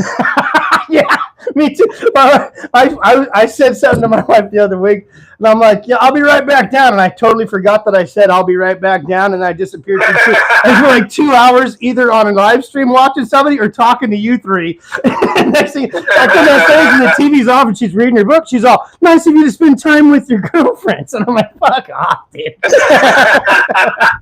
Oh, man. Did your wife tell you that whenever you used to go and send those payments for the shirt, I always say, thank you, Mr. Shredbeard. She's like, your friend Barry's very nice. She's like, she always calls me Mrs. Shredbeard. I'm like, hell yeah, you should change your name to that. Well, no, hey, that goes a long way too, Barry. You know what I mean. Like, she's the one with the Venmo, so although I have PayPal now, but yeah, she's the one with the Venmo, so anytime I want to Venmo something, I got to go through her.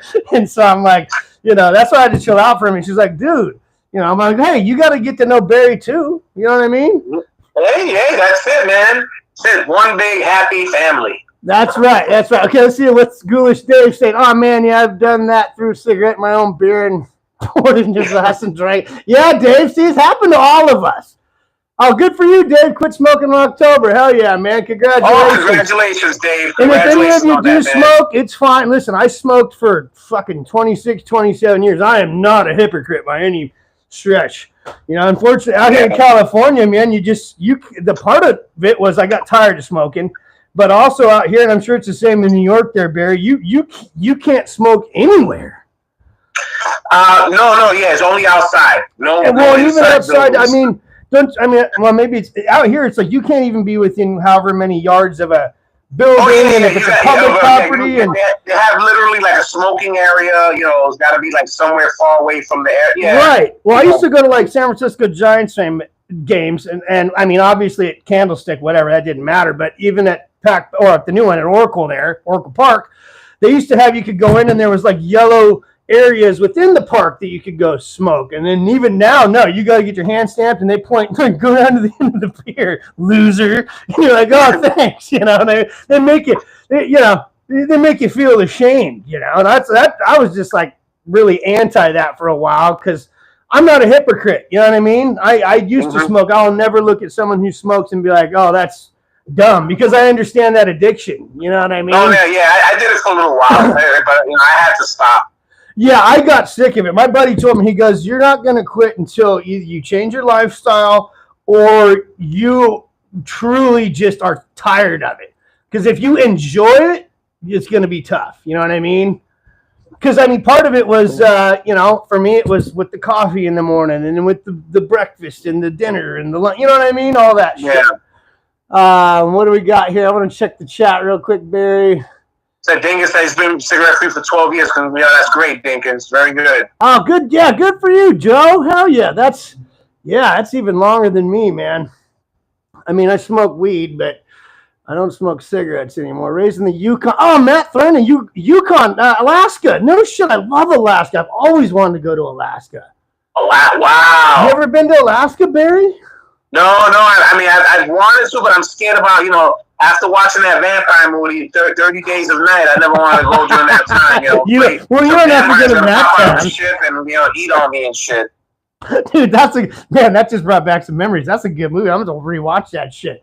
Yeah, that was a good movie. But it was a movie that, like, it made fucking sense. Like, what? That's a vampire's dream. Right. Totally, right? That was well written. I got to say, that was a very good movie. It was a very good movie. Dan's back. Moonshine talking. Hey, everyone. I'll try and pop back. Oh, no, Dan's leaving. Okay, he's coming in and out. Thanks, Dan. Appreciate all you guys. Appreciate all you guys in Yukon, Canada. Oh, Canada. Sorry. Sorry, Matt. That's right. The Yukon's big. He's up there in Canada. I should have remembered that. He said that before. Yukon, yeah. But hey, either way, Yukon, Tundra, all that stuff, it's all the same. Yeah, I saw Yukon. That's what I thought. I thought about the truck. Yeah, right. Yeah, right. That me too, honestly. Can't tell we live in the city. Hey,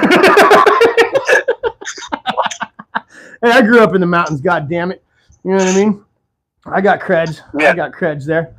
But shit, were you about tired of being on here with me, Barry? Are you cool with hanging? I want to get somebody else up in there, man. So I'm gonna go taper off here.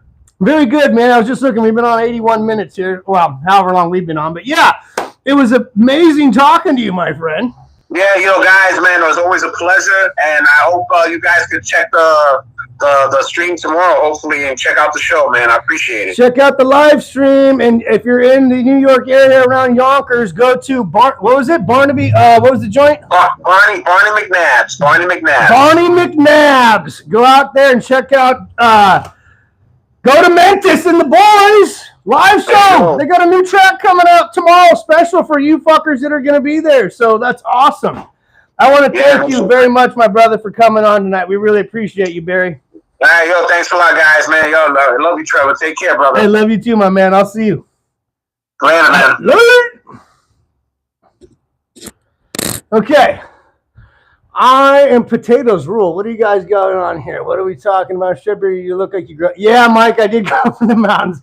I've now lived in the city longer than I lived in the mountains, but I lived in the mountains until I was 19, and then I moved down here.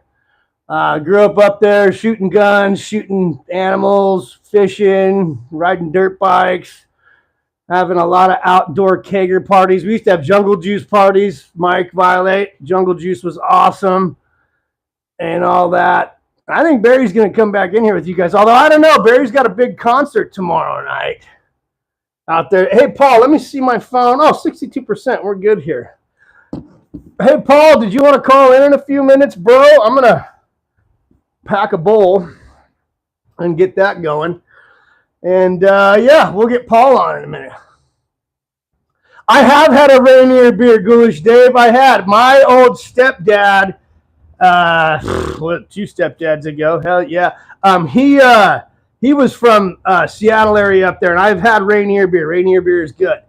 And we used to have Bear Whiz beer out here, Ghoulish Dave. Bear Whiz. That was like Mammoth Mountain area. They had Bear Whiz beer. They were pretty cool. They had like a bear on top of the mountain, and he was peeing into the river, and the river was yellow when all the beer was going down into all the towns around Mammoth Lakes and all that. So Bear Whiz beer.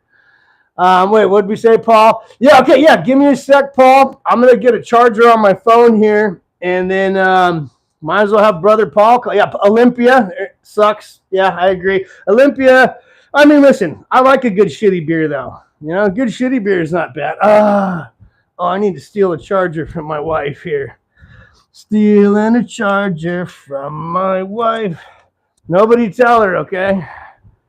Let me see, Matt throwing in. Give me a beer that doesn't suck. Ooh, King Cobra, Dinkins, hardcore. I used to drink King Cobras back in the day. Dinkins, my mom used to work at a liquor store, and I used to have like King Cobra posters on my apartment wall with like slutty chicks, like with King Cobra 40s in their hands. Yeah, I hear you, Dave. I love shitty beers too. I drink Coors Light. I mean, come on. You know, I drink Coors Light. You know why? Because I can get a lot of it at Costco for a fucking cheap price. I went through my beer snob phase when I was like 21, where I was like, I'm only going to drink, fuck that. Drink what you like, people. Oh, this old man's got a, man, can I plug that in there? You know, I may have to run downstairs and get an extension cord. Okay, ladies and gentlemen in the stream, please don't go anywhere. I got to go get an extension cord. Yeah, Coors ain't bad, Dave. No, I enjoy Coors. I'll drink a Coors, a Bud, whatever you got. I'm going to put a little music on while I run downstairs and get an extension cord because I do not want to run out of battery while I'm talking to Brother Paul. What else do we have in here? Okay. Here we go. You're going to listen to a little Cryptic Slaughter. Little Cryptic Slaughter. That is a commercial. We don't need to hear that.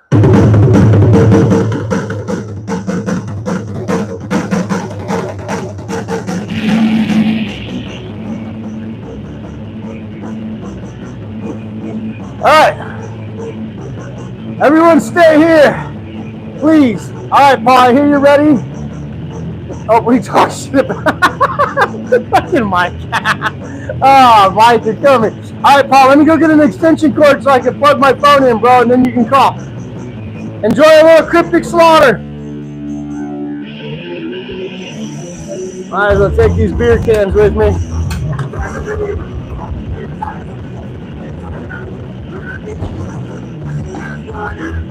No, actually, I think I just took all of you with me. Where is everybody? I'm still on my live stream, Henry. I'm in my kitchen now, everybody. So I'm not in the room you're looking at. I'm actually downstairs getting an extension cord. And let's grab another beer. Let's see, we need an extension cord.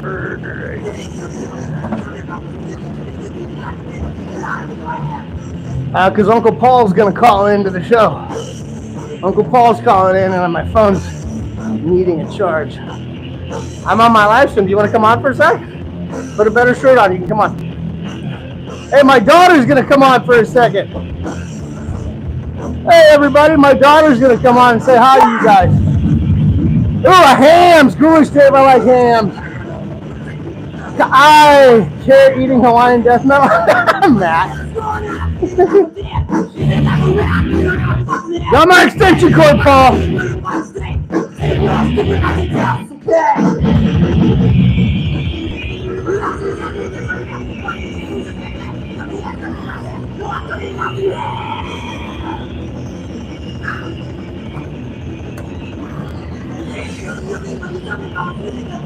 All right, we got it. Woo! Okay, I'm back. Hey, Shredbeard and the Shredbeard fam. Yeah, Mike. My daughter's going to come on for a sec. Ah, God damn it. Come on. Fucking brand new extension cord. You know what I hate as a carpenter? I hate brand new extension cords. You know why? Because they coil them for packaging, and then they always have the memory in the fucking cord. And as a carpenter, or anybody who works in the trades, or uses fucking extension cords, I fucking hate that shit. Don't twist up my shit. Joe is Joe Italian. Okay, let's go see if she wants to come on for a sec. Okay. You want to come on? All right, hold on. Here's my daughter, everybody. Hold on. We got to turn this down. Come on in, kid. This is my 10-year-old daughter, Bryn. Here, you want your own microphone? This is Bryn. Say hi, Bryn. Hi. This is my daughter. She's 10. I coach her at softball. I love her very much. She's a good kid. Come on, say hi to the people. Hi. No, you got to talk into that. Say hi. Hi. Tell them your name. You said it like a Yeah, but million tell 'em your name. times. Tell them your name. Okay, hi, my name is Bryn. Hey guys, this is my daughter Bryn. Oh, Uncle Paul says hi. Hi. Say hi, Paul. Hi. Well, say something. Tell us a story. I don't have any You stories. don't have any stories? I'm just kidding. Look, Joe Dinkins there. He's out in Chicago. He's like Uncle Joe. Say hi, Uncle Joe. Hi. Look, Mike Violet's in there. He's got a little daughter. A lot of these guys are dads in there. What? My kiddo.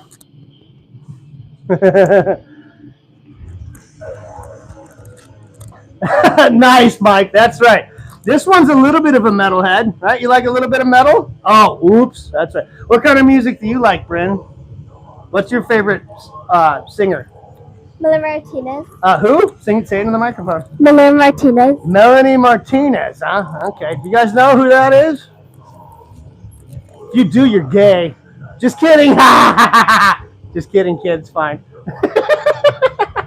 Hey, Melanie Martinez she rules. She rules. Look, there you are. You're on the live stream right there, too, by the way. Just so you know. All right, kiddo. Anything else you want to say? Bryn's done some of this artwork back here. You want to get one of your dragons or anything to show the people? No, I don't really have one. Okay. Well, say bye to the people. Bye. All right. Hey, have a good night, everybody. Oh, Henry, you want to come on real quick?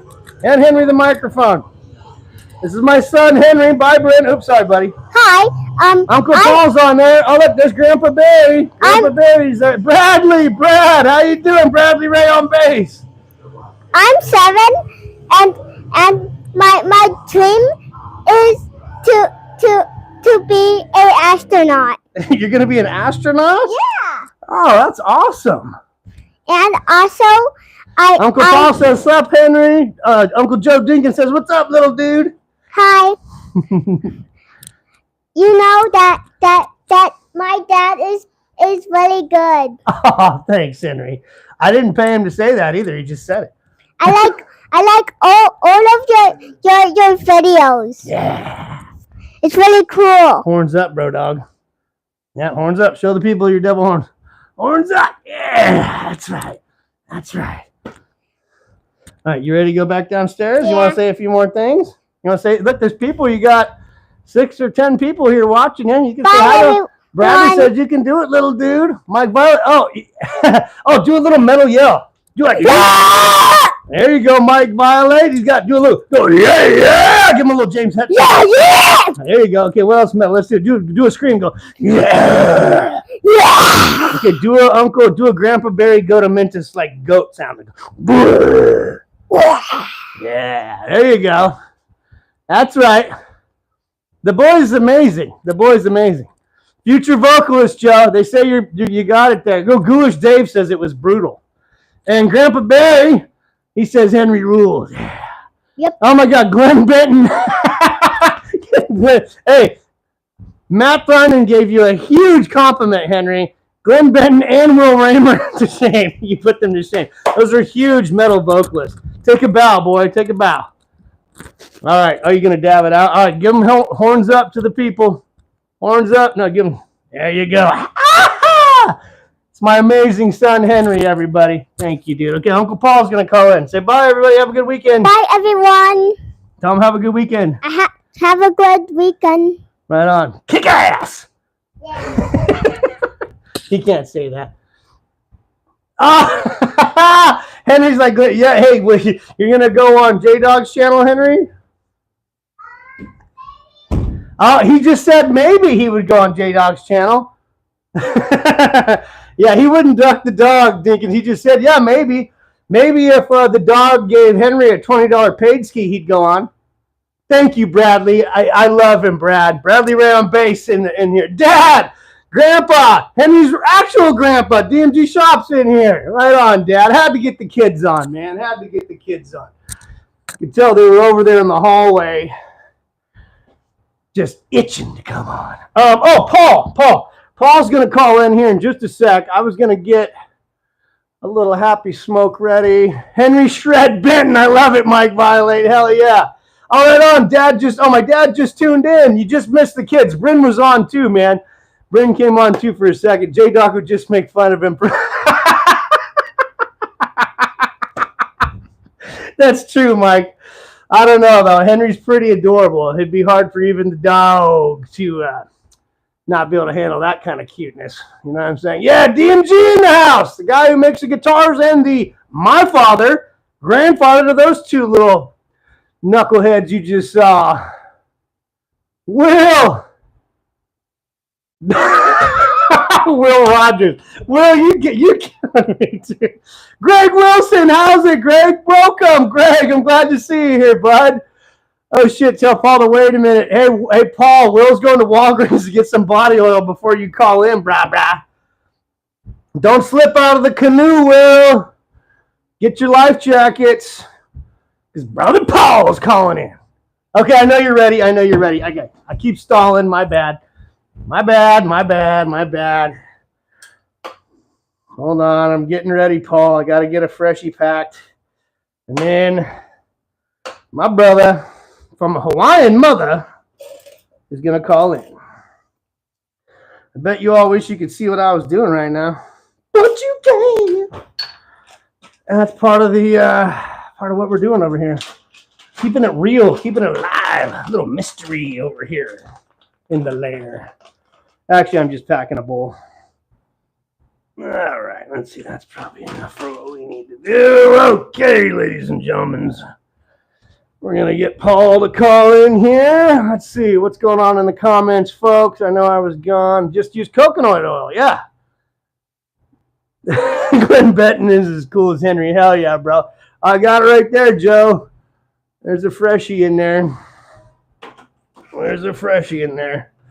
We'll do a little.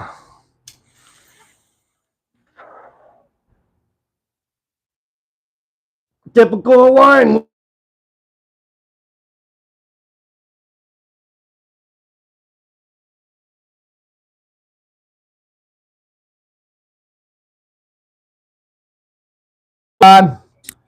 Broski, Brotowski, canoe paddling, motherfucker.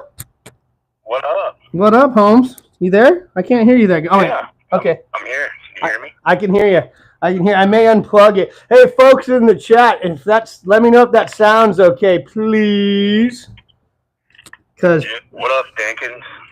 Joey, motherfucking Dick. Oh man, my questions for you are actually holding up. Mike, not that we need questions right now, but they were actually holding up my extension cord. The chat this time. What's that? I'm sorry, Paul. I can actually see the chat this time. Oh, yeah, you can see the chat. I can see it. See, that was great when Barry came on. It's nice for everyone to be able to see the chat because you might catch stuff that I miss, right? Yeah, I'm using this weird thing called a fucking landline. A landline. For you kids out there, that's a phone that has a coordinate that goes into the wall and disappears into nowhere. Nobody even knows where it goes. Actually, it's fucking cordless. Oh, you got a cordless? You're cheating, man. I'm surprised we can even do this. No, I'm kidding. I'm using one of them fucking phones with the crank on the side. You better have a phone with the crank. Thing up to your ear. That's right. Liam better be over there just cranking on that thing for like the next hour. Oh, yeah. And Mike Viley, you ain't got enough money for me to moon you. Oh, yeah. You should have saw what Paul and I were talking about doing. We were going to have a contest live on the live stream, but we might both get canceled if we do it. Drew was really pushing us. Oh, yeah, Matt Kleining's got dial-up internet. He's all, sorry about that, Matt. So how's it, Brother Paul? We got Brother Paul on Ka'ai Hawaiian Death Metal. For those of you that don't know, if you're watching, you probably do know. This guy's one of my very good friends, along with Barry there we just had on. He's got some killer Hawaiian Death Metal out there you should go check out. Mike, violate. I am not using a fucking pineapple. I'm using the 2 coconuts like Gilligan. Yeah, come on. They never used the pineapple. That they use coconuts, man. Fuck. Shit, Mike. I know you're a little younger than that, but they always use coconuts. It's not like I'm doing some Indiana shit. Fuck. An Indiana landline is 2 Campbell soup cans and a shoestring, right? Nah, it's fucking corn stock. Corn stock. Oh, man. Yeah, Paul. Oh, sorry, I got to get back here. Okay, I'm just making sure I'm keeping up there with the comments, my brother. So how have you been I haven't talked to you for a little while. How's it, bro? No, it's not too bad, you know. Thanks for coming by, Matt. Driving around, working. That's right, just working your ass off like the corn the long way, Will says. Sup, devils? Sup, devils? That's right. Oh, hey, Will, are you all? A long way. I hope Will has that coconut oil on. If we could only see what he was up to right now. Fuck.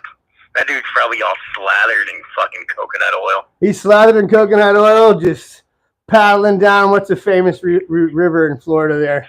Like a cool one. There's like manatees floating by. And there's just Will in a canoe listening to J-Dog. Like, fuck yeah. You know what I'm saying? Fuck yeah. You know what I'm saying? And you got, hey, Will, if that is true, you got to be, don't canoe my stereo. Check out Damaz Guts, everybody. That's my favorite song on that fucking whole CD. I love that. Love that song. Dude, Will talks to women in J-Dog lingo. Yeah, Will, dude, you do seem like a smooth guy. You know, Will, you kind of remind me of like Kevin Costner in that movie Tin Cup. You know what I'm talking about, Paul? The only cup I know about is what Mike Violate mentioned. Nice way to bring it back. I love it. I think that's a callback. Nice callback, Paul. I like that callback.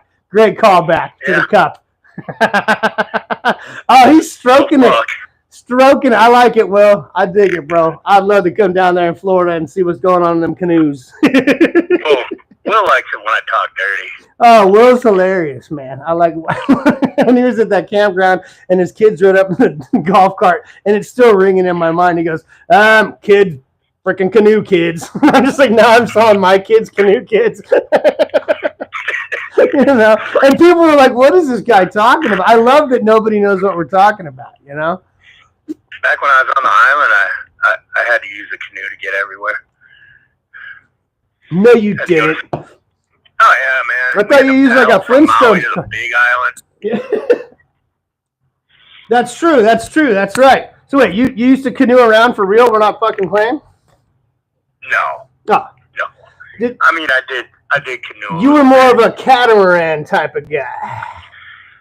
No, it's more of a motorized boat kind of guy. Oh, well, we know that you like motorboating, Paul. We all know that. What did Mike say? Isn't Flo Rida from Florida? Yeah, that's why he's called Flo Rida, bro. Wait, do you think J-Dog knows Flo Rida? Hey, Paul, Violate says, do you think J-Dog knows who Flo Rida is? No. I think he might know the song Apple Bottom Jeans, but he wouldn't know who sings it. And that's even a reach for me to know that Flo Rida sings that song. But when that Apple Bottom Jeans song did come out, I was like, yeah, I dig it, because Apple Bottoms are the shit.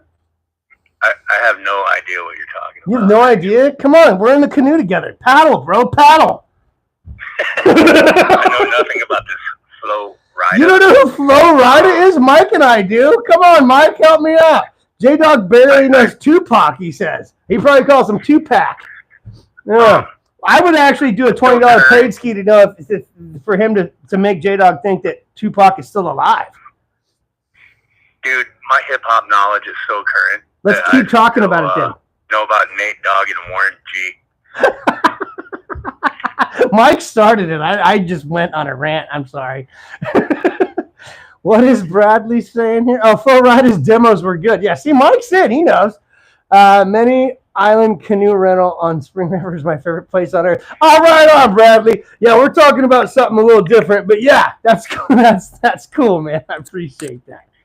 No, we're talking about Justin Horval there, and yeah, the whole that thing. And J-Dog, I want a selfie with him. And Will says that new J-Dog shows. And the G-Child. That's right. I really Paul Ledney with me holding onto a bowling ball. Well, that's great, dude. Oh, man. So, oh, geez. God. So, what are we going to do here tonight, Paul? I'm happy to have you on. What do we got going here? What have you been doing lately? Huh? What have I been doing lately? staring out the window of a fucking F-550 up and down the highways and byways and fucking interstates in Nebraska. That's right. That's right. I actually had to rebuild the fucking front end of that truck this week. Your truck? Yeah. What? Everything out of alignment and just all out of... Yeah, well, Ford, on their Super Duty trucks in the later teen years, like 2017, which is what mine is, they don't know how to fucking build a front end for them fucking things. Anything F-250 and up. They get this thing called a death wobble. It's a fucking wonderful experience. Oh, really? That's like a high-speed wobble on a skateboard. Do tell. Yeah, well, it kicks in probably approximately 43 miles an hour. 43? And then the only way to get out of it is to apply brakes and get down under 35. Dude. If you're smart, you push your fucking hazard light so that way everybody around you knows that you are a vehicle in distress. Man, if I ever see that, I'm going to know it happened now.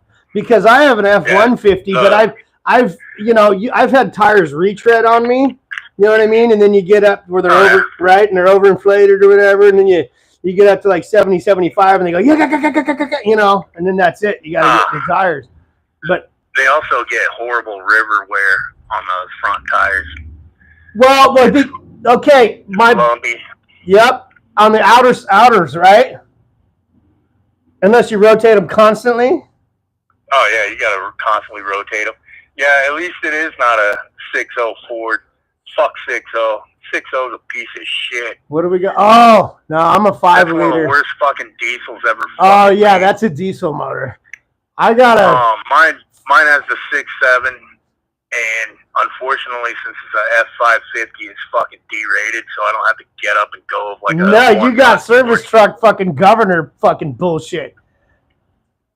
Yeah, my truck only goes 81 for a top speed. 81 is so lame. Although, with all the gear and like your hydraulic fluid and all that shit, if you got to slow down any faster than that, that's tough.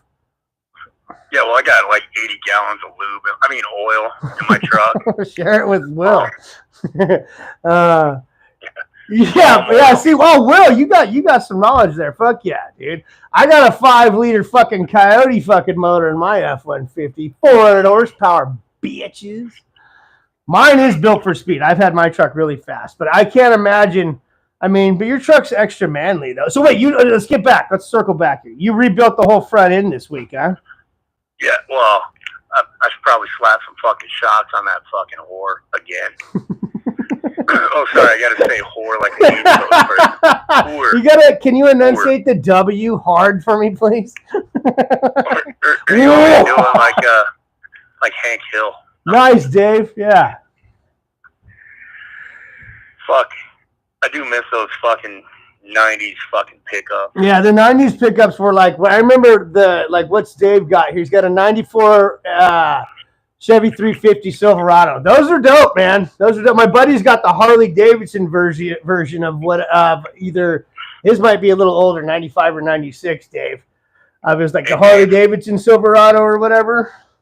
That 94 Chevy is the type of truck that when you pull up in the fucking driveway, the kids are supposed to be like, oh, hell, better get them toys put away.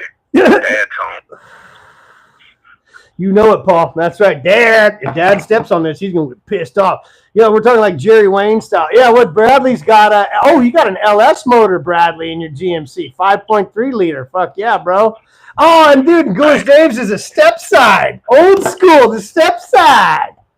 Oh, shit. Fuck yeah. We just turned this into fucking truck talk. Hey, we could do truck talk. I love trucks. You love trucks. I could just go truck talk for hours, man. I love trucks. Well, you know,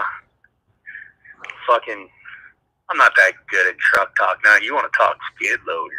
Yeah, let's talk skid loaders. No, we want to talk skid mark on here. Skid mark, not skid loader.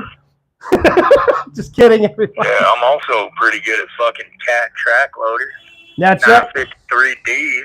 Yeah, Paul knows them all. Motherfuckers. That's right. Yeah, I'm more of a heavy equipment knowledgeable guy than I am a fucking truck knowledgeable guy. I'm just knowledgeable enough to keep it running. Let's check it out here, Paul. Will says, Will Rogers, which is one of the coolest fucking names ever.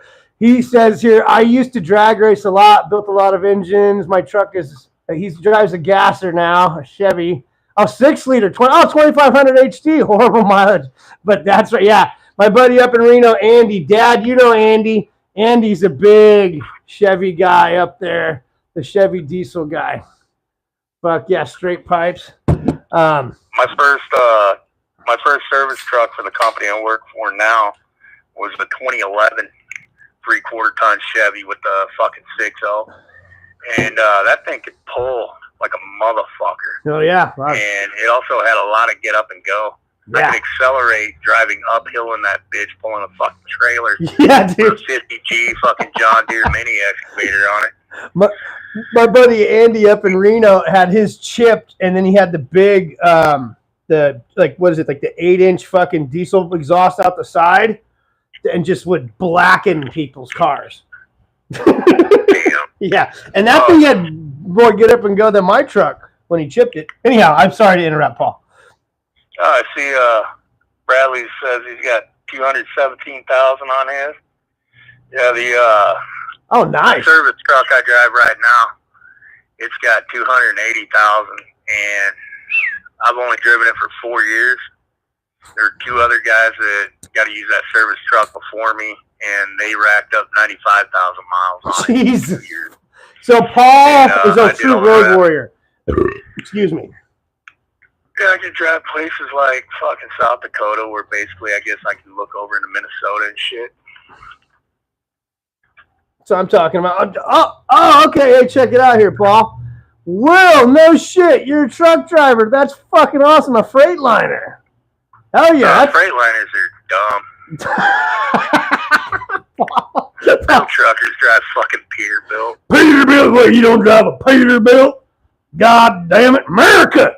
You don't drive a fucking Peterbilt? I don't give a fuck. Yeah, Paul doesn't care. I wouldn't know the difference. Cool. I only like the Peterbilt thing because you could get the little emblem, the sticker for it, and put it right over your Ford M1, and it fits perfectly. My old brother-in-law used to do that. Every F-150 he had, he would go get the Peterbilt like sticker and put it right over the Ford emblem. Oh, you're not a truck driver. It's just a company truck. Oh, very good. Okay, man. Will, baller. Fuck yeah. I like it. Yeah, thank you to all truck drivers, by the way, Bradley. I agree. I also agree with that. Fuck yeah. Truck drivers rule. My buddies. Truck drivers are all right. I had a buddy's dad, Jimmy, what was his name? He had like a cool name, too. A little tiny guy, Jimmy something. Oh, God. What was his name? Anyway, he was probably a lot lizard type guy, you know what I mean? But he was cool as shit. He was my buddy's dad, and he'd come home and tell us all kinds of stories and like, give his kids tons of cash when he got home. It was cool. Anyways, I don't know. I went off there, Paul. Convoy. Yeah. I know. My bad, bro. I bet Dave knows the entire fucking theme song. Convoy rules, bro. Convoy rules. You don't like Convoy? Convoy, man. That's a classic, a 70s movie, right? I think so. Yeah, old Convoy, man. Yeah. You ever been to a fucking good old video store? That was one of those cassettes that stood out on the shelf to me anyways. Yeah. I think I saw that movie on TV. Oh, that was a TV movie, huh? Nice. No, it was an actual theatrical. But I mean, you saw it. I think when I watched it on like fucking probably like WGN or something. Oh, wow, WGN out of Chicago there. Yeah, fuck yeah, bro. Yeah, no, I think we had video. We had to rely on the video stores in our town. The cable in the town I grew up in was very lacking for many, many years. I've talked to you about that before, but I don't know. So anyways, Paul, I have some questions for you, fucker. Oh, shit. So, yeah, bro. I wrote some down. Now, we're not going to stick to this exclusively. We can do whatever we want. You know what I'm saying, bro, dog? But wherever we go, we go.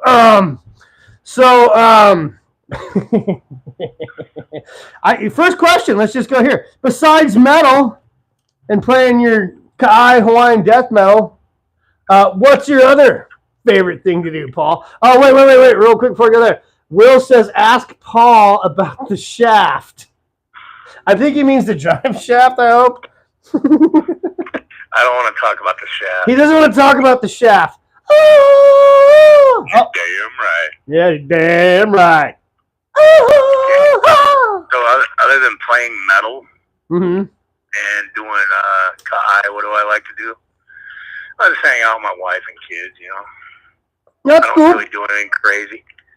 Hey. Hang out with the family, give each other dirty looks. A good family. Crack wives. Enjoy hanging out with your wife and kids is actually a good thing and a dying art in this country. I mean, I love hanging out with my wife and kids too, bro. Much anything else. Yeah, I mean, what else am I supposed to? I mean, there's good TV shows, but are there? You know, oh my God. The girth, maybe, Will says.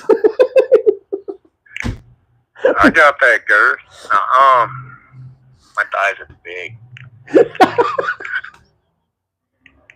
Oh, Paul. Just a little Paul. Okay. So shit. Yeah. What else? Let's shoot the shit. What else we fucking doing? Kai, Hawaiian Death Metal. Check it out, guys. I got that dude's CD. Do you have it? It's right here.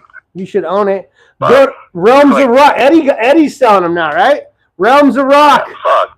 Will Dinkins, fucking Mike Violate, Ghoulish Dave. Those four guys all got it. All these Ghoulish Dave. Yeah, all the Ghoulish Dave. Your review of Paul's music was awesome, right? But I thought that's kind of how I heard about you from Mike, but then I went to your channel and saw you doing that. What was it? The mystery stuff in your hat, and the Kai review was awesome. I thought. Will was pissed that it didn't come with a canoe or canoe oars. I mean, even you know what you got to do, Paul. What we all should do is since J-Dog hasn't done it is I'm going to start giving away canoe stickers and paddle stickers to people. Right? You know, I can't give you the real canoe, but I can give you a sticker. You know what I mean? I can't give you a real paddle ski, brah. You know what I mean? Dinkins told me he likes to listen to the Kai CD while he's gazing longingly at the stars. See, this is why I don't want to ask you questions because it throws us off. I like just chatting with you like that. Yes. So, way to go, Dinkins. Dinkins, and then Ghoulish Dave. He likes the Conqueror King. That's one of my favorite tracks too. My ultimate favorite track, Ghoulish Dave, is Night Marchers. But a lot of the new stuff is good too. You know, really good. Night Marchers was the first one I wrote. That one, when you start screaming and howling in that one, I mean in all of them, but that one especially, I get goosebumps. You know what I mean? And I automatically start to lip sync to it. Nice. I really do like that song a lot too. I mean, like I listen to all of them. Oh, fuck it. Well, like right here though. I mean, you know, if you're gonna write it, you might as well fucking crank it up when you're driving around. That's right. Listen to that in between Slayer, Hypocrisy, Deicide, you know, all that shit. Danzig. All that shit. Little Dolly Parton. Little Dolly. Gotta mix Dolly in and then just throw on, you know, a little Danzig right after. I mean, it's perfect. Dave says his favorite song is Battle of Kapanawai. Oh, wow. See, I couldn't have said that. That is a good song. Yes, that is also a good song.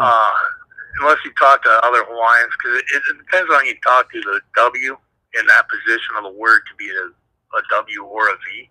So it could also be known as the Battle of Kapanawai. Ah! It's the Battle of the Damned Waters. Battle of the Damned Waters. I'm putting it up on the screen right now. Battle of the Clawed Cliffs. Ooh, really? Ooh, boy, both of those are really cool. And so, the brief story of that is it was a battle that was fought over 3 days on Maui between King Kamehameha and Kalani Kupale, which was a chief that was the son of the king of the kingdom of Maui, which included like Maui, Molokai, and Oahu. And Kamehameha went over there and he took cannons, and that was the first time cannons were introduced in Hawaiian warfare. And during the battle, over the first 2 days, it was basically a stalemate because they were fighting hard, and the river in Iao Valley was actually dammed by the corpses of all the fucking warriors. God damn. And, you know, and then they say it flowed with blood. and that the water was basically colored red. And then, so that's where the Battle of the Damned Waters comes from. But the other, which Kapanawai does not mean Clawed Cliffs, I don't think.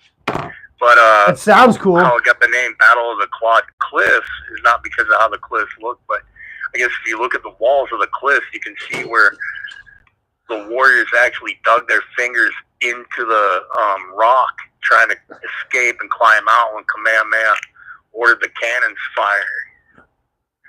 So when because they'd never seen cannons. Right, they didn't know. Right, God, see. And they didn't have like an unlimited supply of cannonballs, but they had an unlimited supply of gunpowder because they had all the ingredients.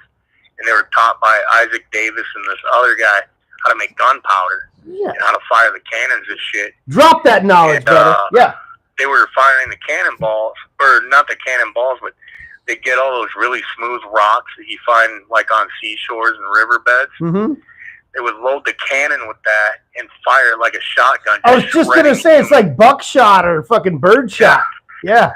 So, yeah, to quote Cannibal Corpse, it was shredded humans everywhere. That's insane. See, what I like about Paul's music, and I'm sure a lot of you out there as well, like, he really is telling a story.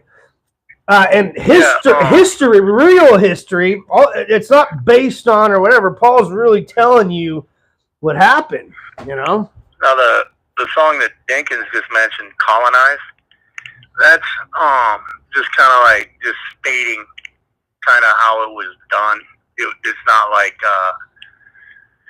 a song that's actually like talking about one specific historical event. That one just kind of states like the missionaries came and then everybody else started showing up and they just fell to shit.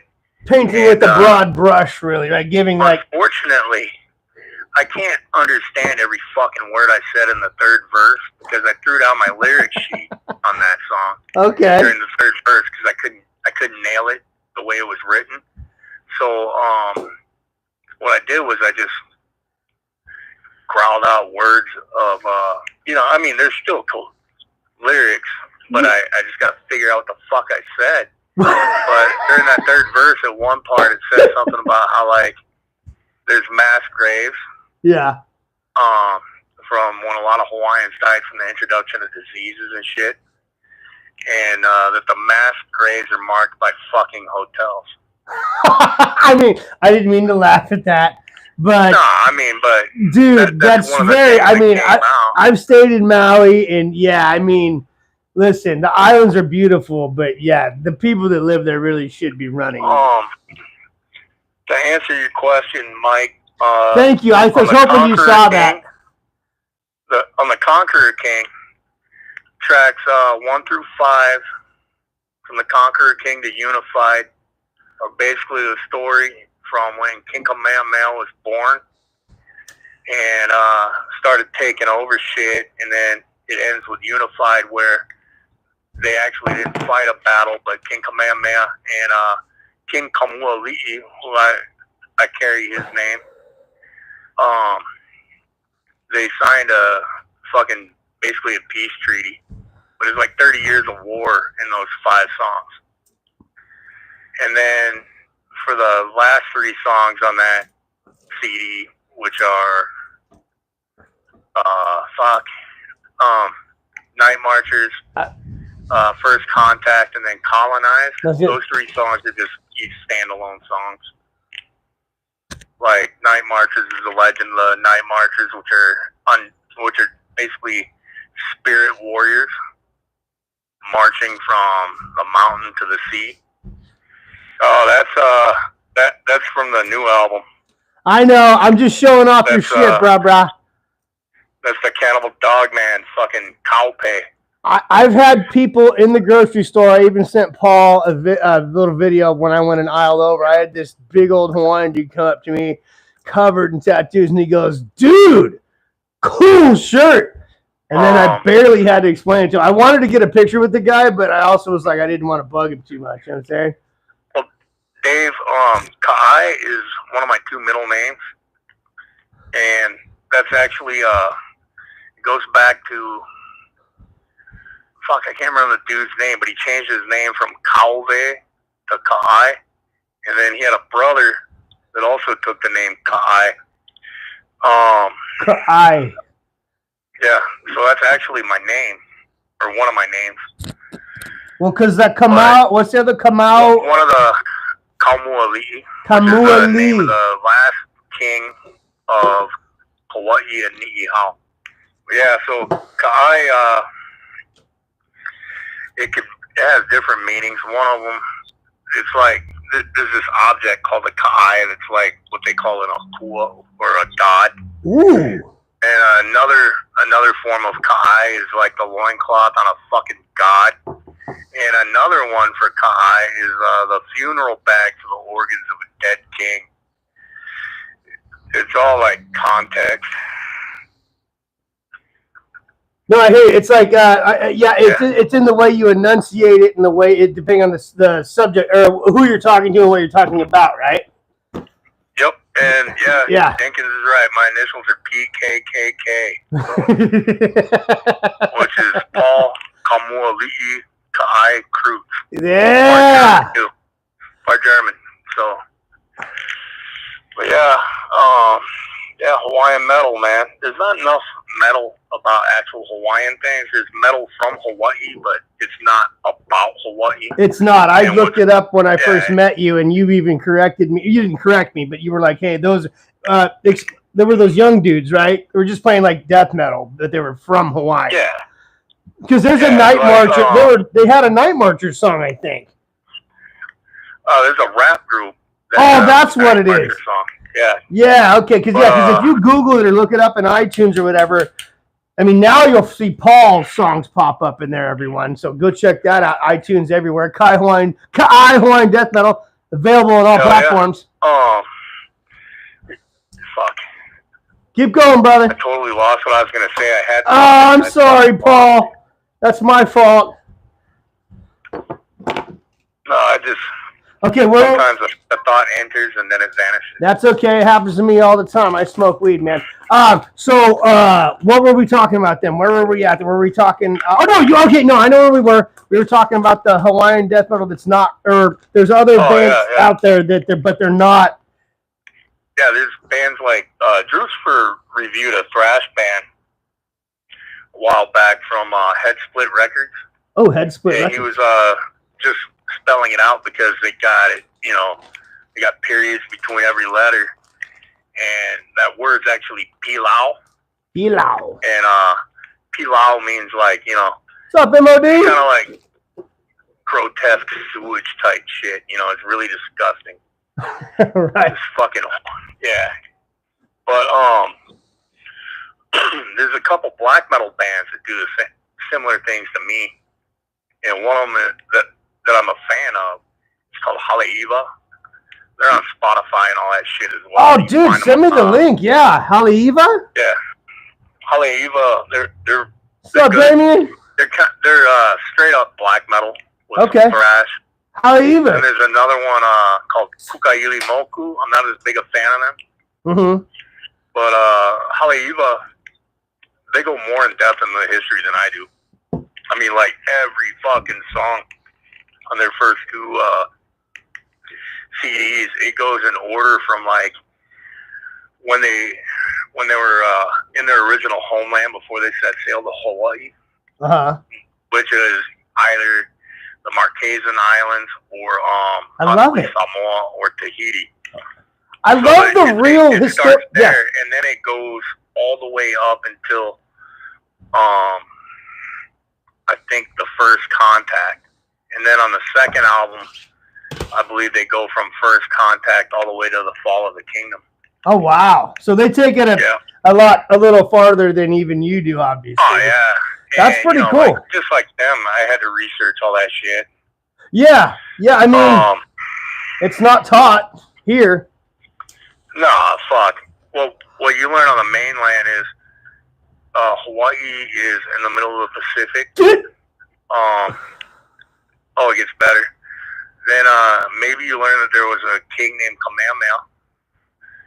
Then maybe you learn that they overthrew the kingdom when Liliuokalani was in charge, when she was the queen, the last queen of Hawaii. And then Hawaii became a state in 1959. I think that covers the entire. Yeah. I feel like I was just in my Hawaiian history class for that day they did it. You're not wrong. You're not wrong. Yeah. I mean, here I actually to add to that, Paul. What I can remember learning about Hawaii was more about fucking. Japan's attack on Hawaii. You know what I mean? World War II, they mentioned Pearl Harbor. Pearl Harbor is like, you hear a lot more. Thank you. There, I needed that assist because my brain. Yeah, wasn't... my grandmother, when she was a kid, actually worked around Pearl Harbor. No shit. Yeah. So, I mean, that timeline puts her near. She was like when the war hit, she was probably like 10. She was my daughter's age. She was just on, yeah.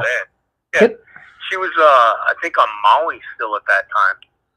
Now, hey, moved to Oahu. So I don't know my history on that either. I guess we don't know. I mean, none of the other. That was the main island, Pearl Harbor, that was attacked.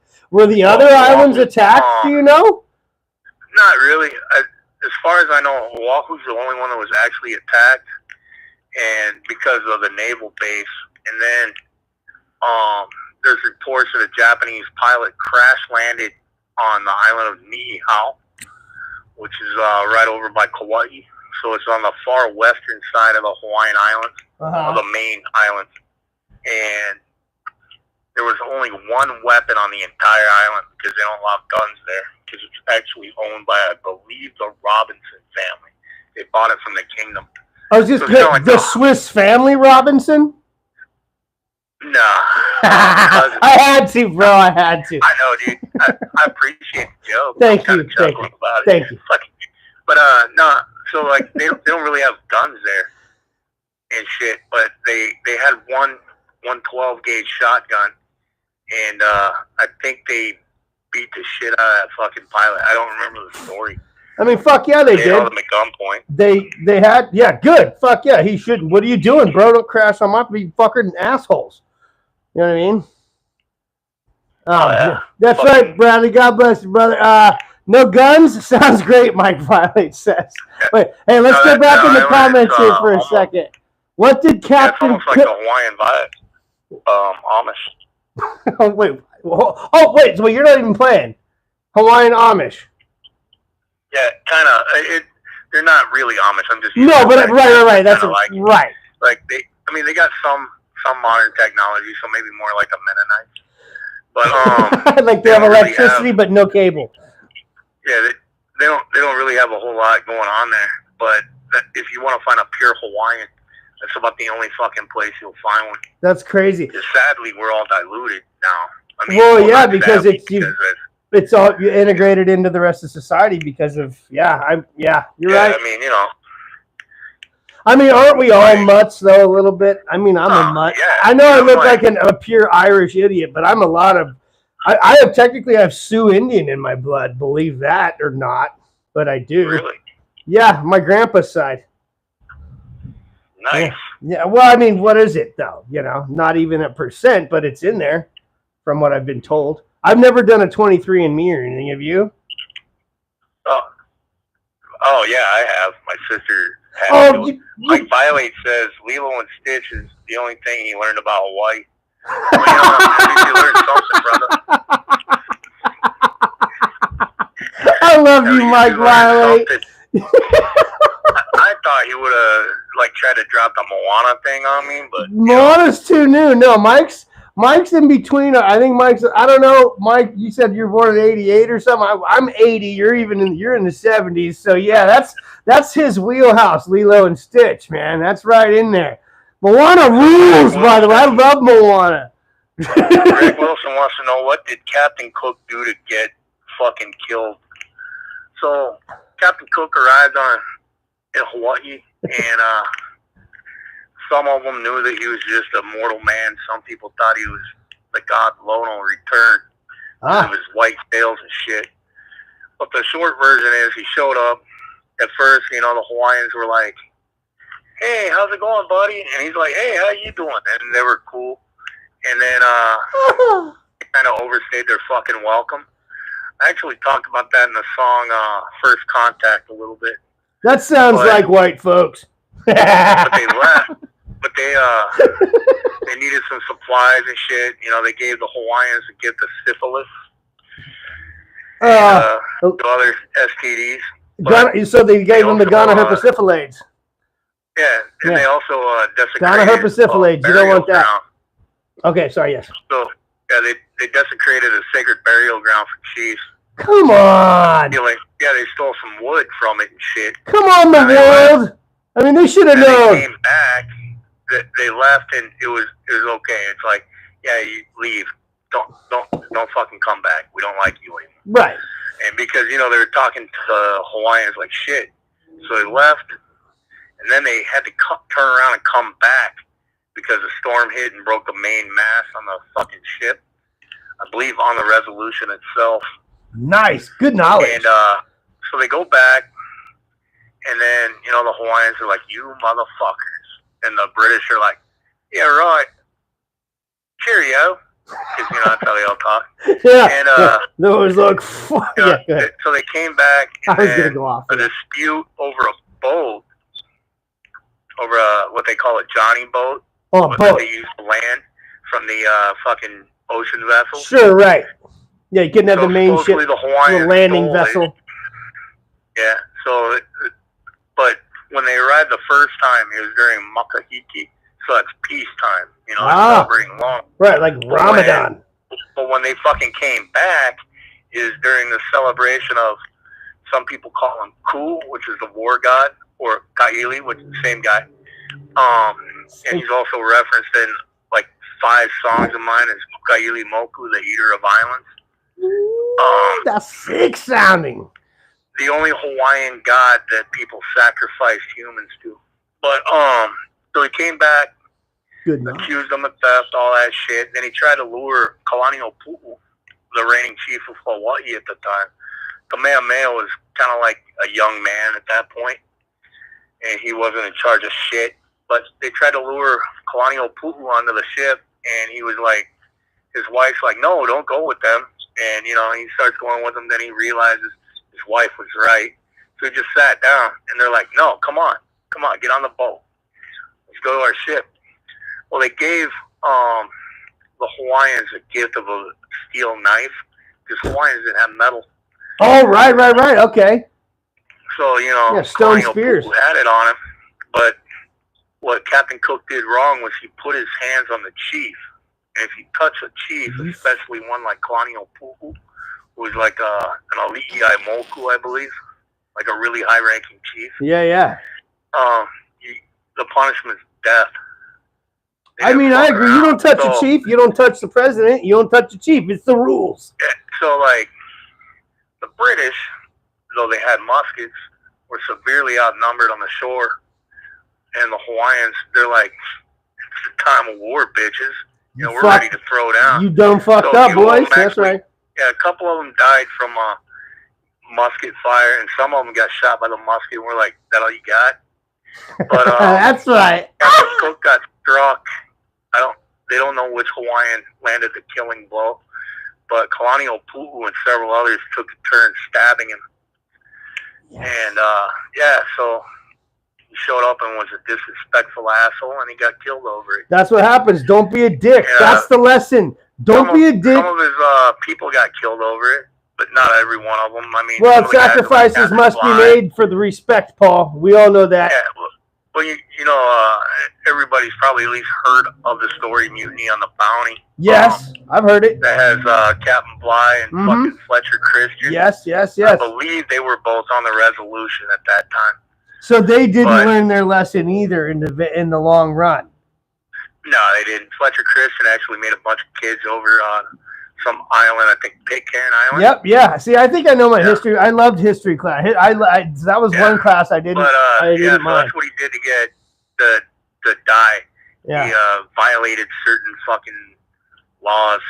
Greg Wilson says, awesome history lesson here, bro. And you're right, Greg. I agree. This is fucking, again, Paul, I dig talking to you, man, because I mean, Paul and I will talk like this just sometimes off the cuff, guys. It's just fun. But to have him on here to give all of you this knowledge is even cooler, man. And you're very nice. I mean, dude, you know, not only so Paul will give me. He could work for the Bureau of well, what's not the Bureau? The tourist guide to Nebraska and any state within bordering that, but also give you an incredible Hawaiian history lesson, folks. Real talk, Paul. Yeah. Well, Mike's asking about the indigenous religion of Hawaii.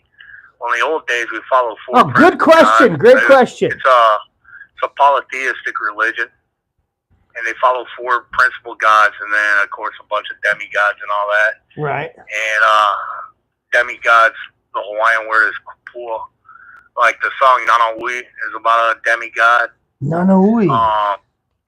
Kaupe was a demigod.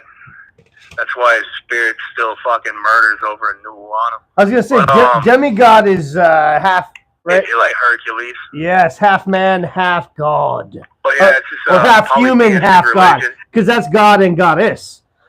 Yeah, God and immortal. God and immortal. Thank you, but much so better. They're not totally immortal. Right. But yeah, it's just a polytheistic religion, and they just follow like different. Fuck, they even made up their own gods once in a while. Like, well, because you got to do that so you can regulate shit. Well, Kamehameha developed the poison war goddess of Molokai. Oh, you said poison war god? Yeah, war goddess. Yeah. War goddess. I'm sorry. Yeah, I apologize. Yeah. Okay. A lot of people died carving her statue. Whoa! So is that part of like the lore? Because the wood was poisonous. No shit. So they were carving poison wood. Wait a minute. What? I don't even know how to back this up. So what exactly was the wood? I mean, this is folklore, right? It's like because there is certain shit out there that if you fuck with it, it can kill you. But man, that's an amazing story. When I went to Molokai when I was younger, they're like, don't drink the water on Molokai. It's got bacteria.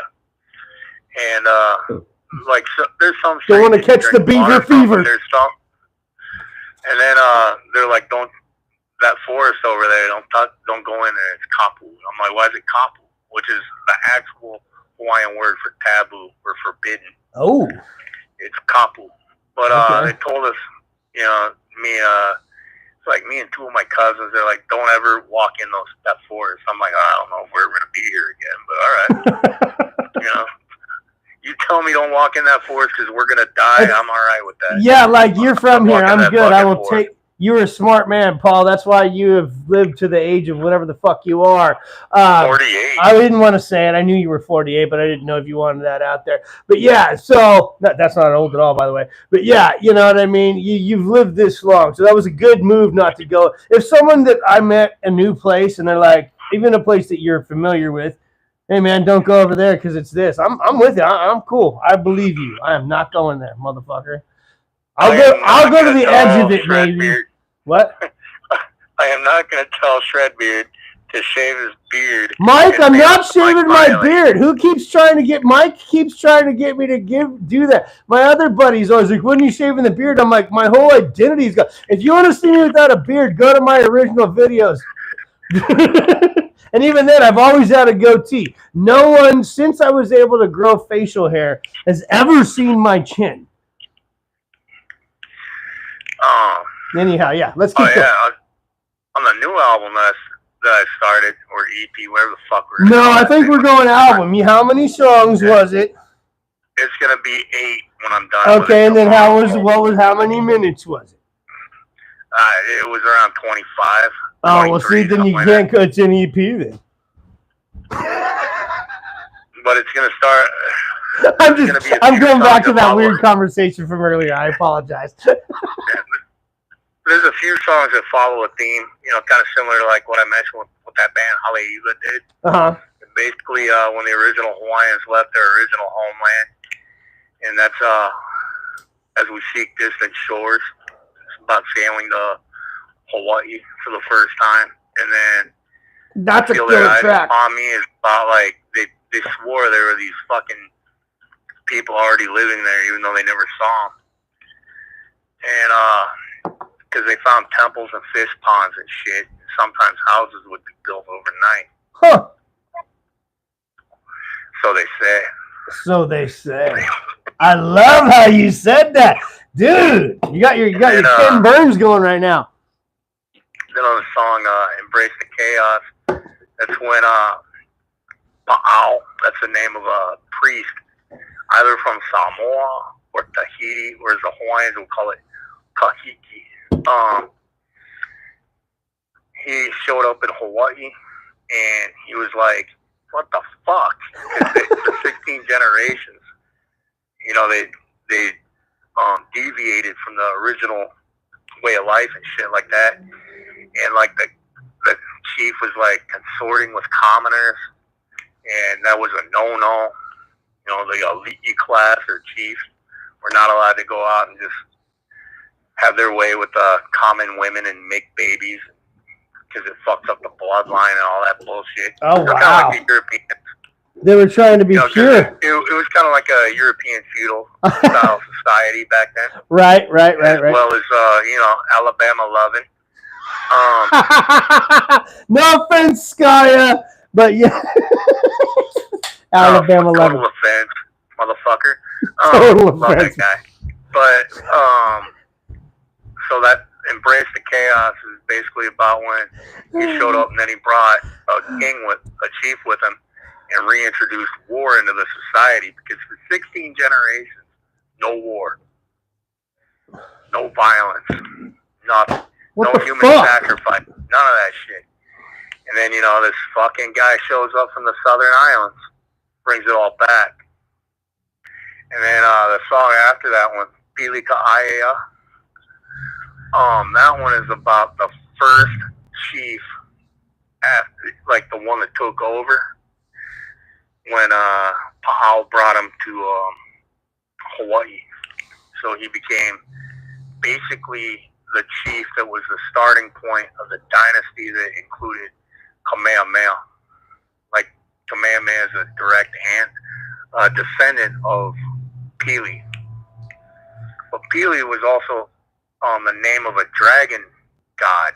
Whoa. Did you rumored to be a dragon god. No, dude, okay, I almost have to get my daughter here. She would love it. I can't because I'm doing other stuff in here. But man, dragon god? That's got to be a new song. Go ahead. Well, I kind of touch on it in the Pili Ka'aea and on the chorus line, because according to some of my family, we're related to Kamehameha. I don't know how. I mean, the dude had like 22 children, I think, or 22 wives. He had a lot of wives and kids. Odds are pretty good, bud. So, I mean, and we're related to Kamuali'i, who might also have been related to him in some way. But supposedly that would put Pili's bloodline in us, too. So, on that chorus line, I mentioned that his blood runs through the veins of kings, and his blood runs through my veins too. But yeah, and then I can't even remember the name of the newest one. Oh yeah, Keali'i Aikanaka. Thank you, because I was not going to say that. Yeah, that's the Chief Maneater. Chief Maneater. He was the only one that they actually know of that was a cannibal in Hawaii. It was frowned upon. The missionaries fucking lied. We did not have cannibals or cannibalism. Because this chief was eating motherfuckers. Yeah, the guy was from, funny enough, Nu'uanu, which the cannibal dog man, Kaupe, that's where he's from. Yeah, okay. There you go. Nu'uanu. Supposedly, but they're two different guys. And also the dog man thing is different than this guy. But this guy was a nobleman and a chief. And then they found out he had a little appetite for a long pig, known as human, and they wouldn't talk to him anymore. And he had some followers, and they went to the island of Kauai. And then on Kauai, they found out this motherfucker eats people. Fuck that shit. And then the dude ended up long pig, right, Greg? That's what I'm saying. Go ahead, Paul. Keep going. Yeah, then he ends up back on Oahu, where they live on this plateau in the Waianae Mountains, and they would raid villages and sometimes take the entire fucking family and take them back up to this fucking plateau that they were living on and eat them. Oh man, I thought you were gonna say push them off for a second, but then they would eat the family. I know, Ghoulish Dave, right? This is cool history, Paul. Please continue. Then eventually his followers all died, and he was alone. And he kidnapped. Well, he ate them all. Yeah, no, he might have. I mean, when you start eating your followers, people start to get wise to your shit. They supposedly got sick and died. He got sick. Oh, they got sick and died. You say they got sick and died. Yeah, in his belly. Get in my belly. They probably were. He was a huge man and really skilled at wrestling, boxing, and just a really powerful warrior. Well, this guy was looking for him because he took his brother and ate him. And so the brother's coming after him, and he covers himself in like coconut oil so that way you can't grab him. Oh, like Will? They fought. They did hand-to-hand fighting to the death. Oh, wow. Okay. That is some serious shit. Kali'i Kanaka at one point was like growling at him like a wild animal, telling him, "I'm gonna put you on this fucking table, and I'm gonna fucking cook you up in the emu oven, and then I'm like, like that." But he got thrown off a fucking cliff and died. Oh wow, no shit, huh? Yeah, and then the last two songs so far for that are Nanaui and Cannibal Dogman. Yep. Which we didn't have fucking werewolves in Hawaii, but we had shapeshifters that could turn into dogs. I mean, Dogman. Okay. Basically a fucking werewolf. That's what I was gonna go get, dude. That's awesome. Okay, that's what I was getting a minute ago, bro, dog. Keep talking about that Dogman. So it just talks about him a little bit, and then the song Nanaui talks about Where the hell did I the child born to a woman named Kale, whose husband at the time was Kamohoali'i, which is the supreme shark god of Hawaii. And Kamohoali'i didn't actually kill people. He thought that was wrong. But his son, he told his wife, he goes, "You can never feed him meat, ever. Otherwise he's going to eat people." Oh, as soon as he gets the taste of meat in his mouth, he starts eating. So don't ever let Nanaui eat meat. Well, one day his grandfather fed him meat, and then he was born with a deformity of a shark mouth on his back, but it had no teeth. Well, after he ate meat, the teeth showed up in that mouth on his back, and then he found out he could shapeshift into a shark. Oh, I mean, what? Then he started just killing people. I mean, I don't want to kill people, but I would love to be able to shapeshift into a shark. Oh, yeah. But he's killing people on Hawaii, Maui, and Molokai, and Molokai is where he died. Ooh, how'd he die? With the help of another, they grabbed another demigod named Ua. Okay, Ua, okay. No, Uno, my bad. Uno. And, so they got him to help, but they had to wrap him up in nets and try to chop him up and light him on fire, but there was so much water coming out of his massive shark body that, kept putting out the fire. They eventually drug him up a hill where they finally got him all chopped up, and they lit him on fire. And the last lyrics of that song, on the last verse, I scream, they burned him or they killed him by lighting him in flames or some shit. I don't know. I have to look at my lyrics. But yeah. That's badass, bro. That's basically what all those songs are. I love that. I'm trying to figure out what I'm gonna do for the next song. Well, what are you thinking? It might be about another chief or something like that. Maybe the usurper. A surfer? Oh, the usurper, you said. Yeah. I know what you're talking about. Hey, I gotta go take a pee real quick, and I'm not gonna take you guys with me. Let's see. Hey, entertain the crowd. Do you feel like entertaining the crowd, Paul? You're good at that. Well, I can look at their fucking. Yeah, what's the comments here? What do we got? We got, Jaded's back. Shark is super yummy. It's okay. It's a little gamey. Well, Ghoulish Dave, Jaded, Shark, he ate shark and taters. Yeah, go watch Ghoulish Dave did a video, you guys, if I may interrupt real quick. I mean, I'm just saying, Ghoulish Dave did this video of shark and taters the other guy where he did beer battered. You guys, go watch it. Ghoulish Dave. Go check out Ghoulish Dave's channel, number one. But then go check. You need to watch that video. Oh, dude. Paul, you're going to love it. It's going to make you really hungry. The way Dave can cook his face off, you can tell. Dave does not fuck around. And I would eat, Dave, I would eat your food, dog. Mike Violate, I'm not, look, dude, I like you. I think you're awesome, but I don't know if I'm eating your food, homie. But Dave, I'm eating your fucking food, bro. That's what I'll say. Right? Oh, shit. What do you got, Paul? Mike Violate wants Shredbeard's beard to make a giant bird's nest. He wants. I gotta go pee. Okay. Glue feathers to I gotta go pee. All right, I'll be right back.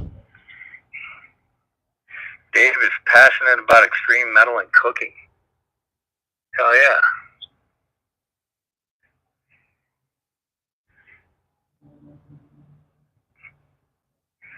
Shark and taters, that sounds good.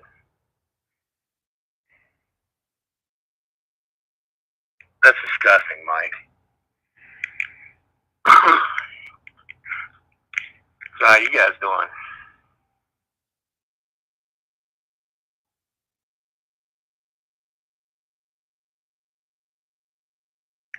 I don't like cooking. I just like eating.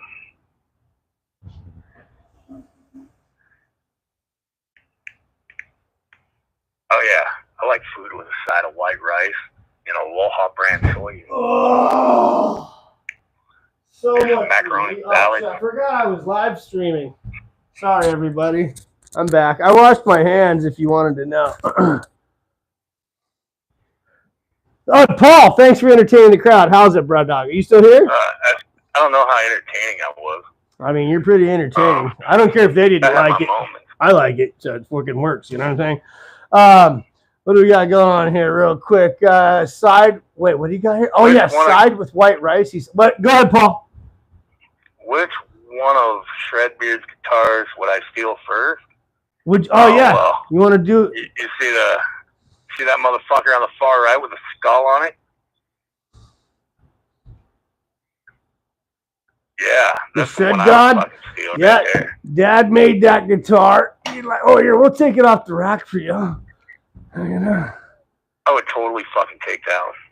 Got it. Wilkinson tremolo.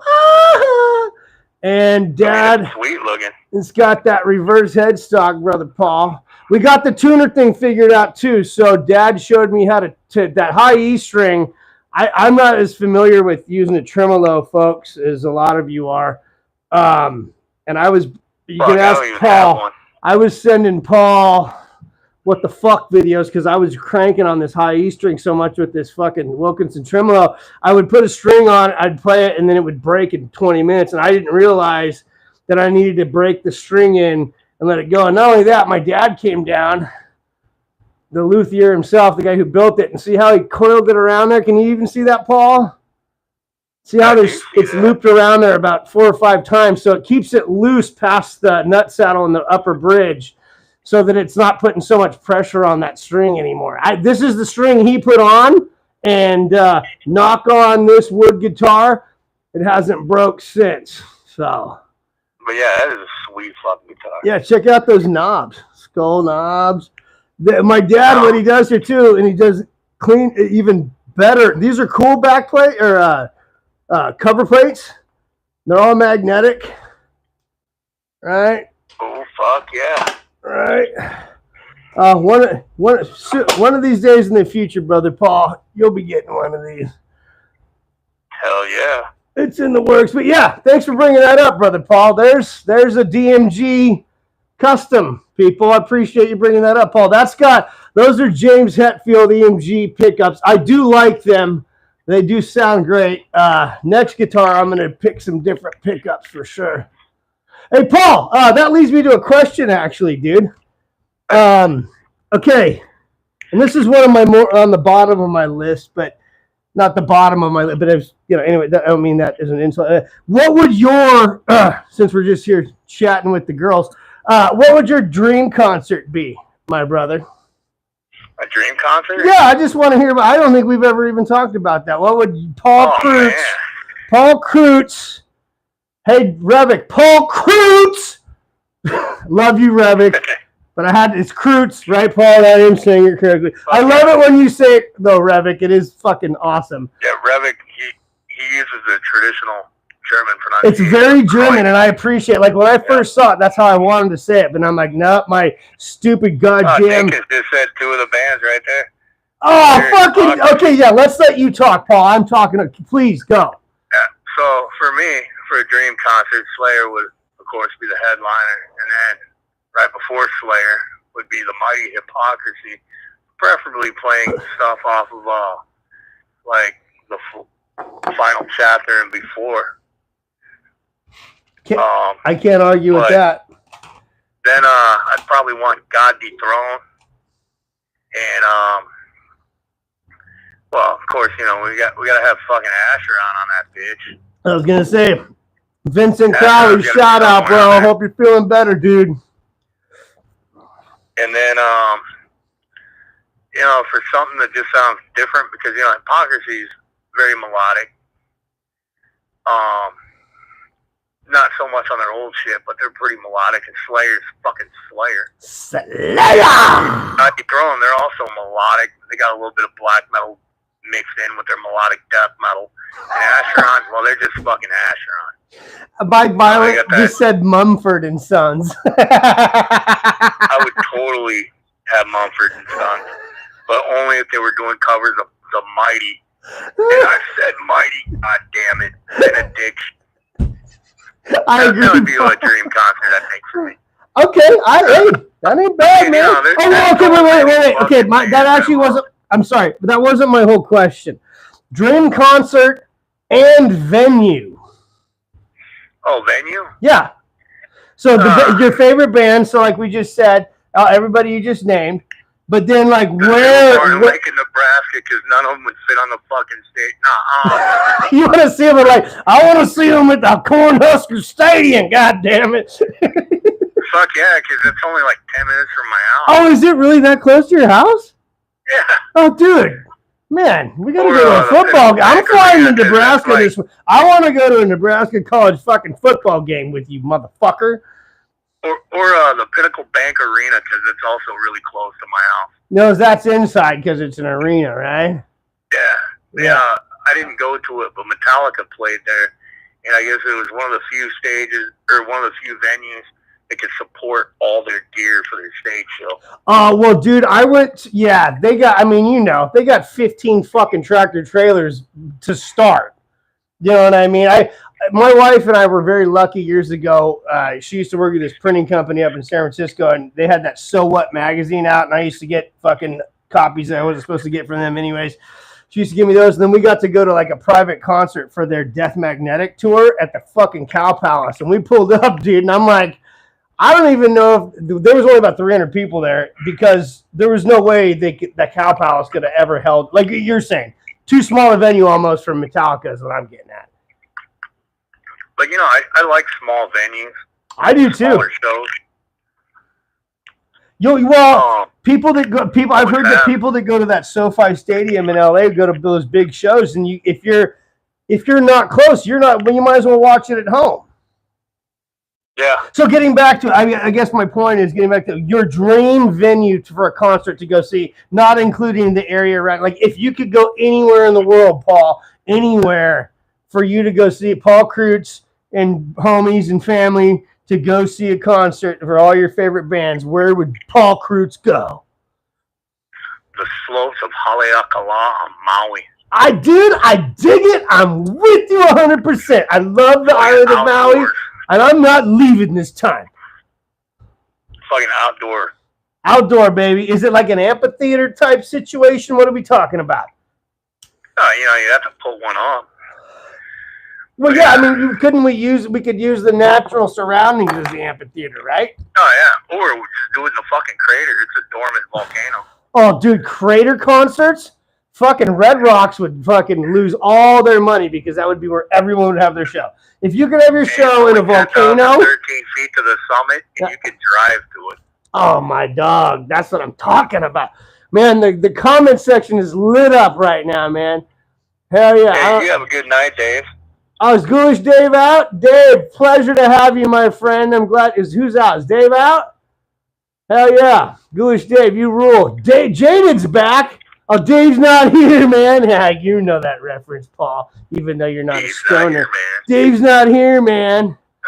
Dude, if you don't know a Cheech and Chong reference, if you don't turn your fucking man card. Yeah, that's right. That's right. Like twice. Like I'm not even your friend. If you don't know a single Cheech and Chong reference, I can't be your friend. Oh man, Cheech and Chong was an amazing franchise. Up in smoke.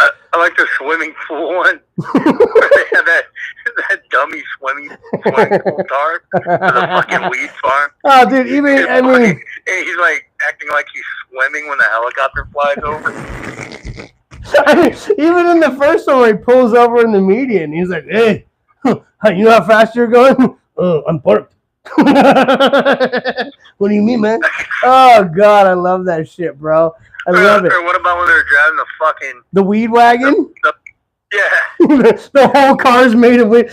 What was the cop's name that was trying to catch him the whole time? I can't remember. I can't remember the name of the God, cop. I wish I could remember. Stacy Keach. Thank you. I didn't even need to know the name of the role. That's his name besides Stacy Keach. Good call, Paul. If you have not seen Cheech and Chong, even if you don't smoke weed, watch that movie. God, yeah. They're like, what's the new thing they're doing? Oh, man, they're making all kinds of furniture out of weed, and then they show up with like a fucking, what is it, like a UPS van or an old bread truck. It's just the whole thing's, man. And once the tailpipe catches it on fire and everyone behind them is getting stoned on the freeway, they're all on I-5 and shit, just getting high. Oh, man, I'm going way too far down this wormhole. Oh, thank you, Jaded Officer Stefanko. Jaded, thank you. All the way from the other side of the world in winter. We got an Officer Stefanko. Thank you. Oh, Studenko. Oh, sorry, Paul. I'm getting overexcited. Are you still with me, my friend? Oh, yeah. I remember when they got pulled over by that cop that was played by the Jan Michael Vincent. Stringfellow Hawk. Wait. From fucking Airwolf. Yes, dude. Airwolf. Jan Michael Vincent cop. God damn. So deep cut. He was the cop when he like walks up and goes, hey, you know why I pulled you over? And they're like, because we're driving so fast. No, because you're parked in the fucking... You're parked in the fucking center, the median, bro. That was the one I was trying to reference. Thank you for bringing that back, brother. I appreciate you, Paul. Or what about fucking Pee Wee Herman walking around? I like cocaine. Oh, my God, dude. I took the money. I can't do a Pee Wee Herman impression. No, he just died. Rest in peace, fucking Paul Rubens. Another Paul. Fuck, man. God, that guy was... Yeah, but he's the only Paul I know that shot a dude in the back of the head in a theater. I was waiting for it. Right there. And you know what's weird? Think of all the shit that happens these days. He lost his whole career over that. And nowadays, if you heard that, you'd be like, that's not... What do you mean? That's all he did? You know what I mean? I mean, he did have a kid's show. Money shot, Mike says. Yeah, dude. Wait, what's Mike say when Pee Wee Herman tells Lady to beat him up? Dude, fucking Pee Wee's Big Adventure. That movie kind of introduced me to metal because that's when I first saw Twisted Sister. Okay, and they're playing, dude, and then that go, I'm gonna burn in hell, you're gonna burn in hell. Yeah, they're playing Burn in Hell. Yes, Paul. I was telling my kids the other day, that was my first fucking introduction to metal. I was like fucking 7 or 8 when that movie came out, and I was like, this is my favorite song ever, dude. I'm sorry, I got really excited, but I was just telling Henry that, dude. I'm not even lying. We were trying to on-demand it, but you have to rent it for $4.99 right now because it's no longer available on fucking Netflix. Oh, also, another movie that played that same song was Flight of the Navigator. Oh, Flight of the Navigator! Yeah, Holy shit! He was sitting in the hospital because like he disappeared when he was like 10.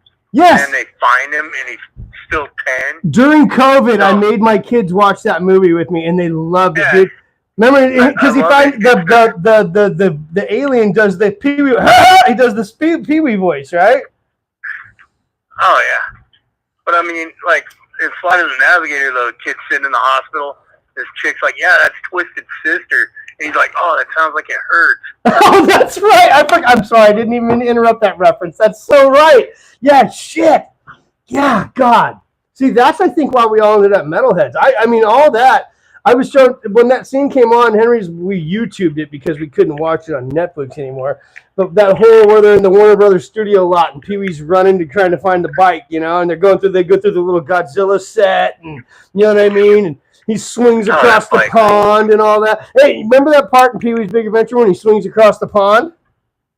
Oh yeah. Okay, when we just were down there at Warner Brothers Studio Tour, we went by that little pond, motherfuckers. We were there. You wouldn't believe it. You're like, we looked at it, we're like, holy shit, we were there. It almost looks exactly the same. There's Pee Wee. Anyway, fucking ruled. He did rule, dude. Rest in peace, Paul Rubens. I don't care if you fucking. I'm sorry, I took the money. I'm not sorry. You're awesome, Paul. My brother from a Hawaiian mother, I swear to God. So yeah, Mike Violate says, I jacked off all over the place. Luckily, I never landed that kid's show. Yeah, Mike. I'm glad you don't have a kid's show either. The show you do for us is funny enough. I got a funny story I'm about to make up about Dinkins. Oh, I want to hear a made-up funny story about Joe Dinkins. Let's go. So, on WGN, which, they broadcast nationwide. That's right. I know the WGN. They have that Bozo the Clown show. Bozo? Hell yeah, I remember Bozo. So the reason why Bozo stopped airing is because this little boy on there named Joe Dinkins, he went by Joey back then.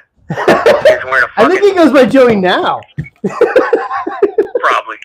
You're fucking up the made-up history.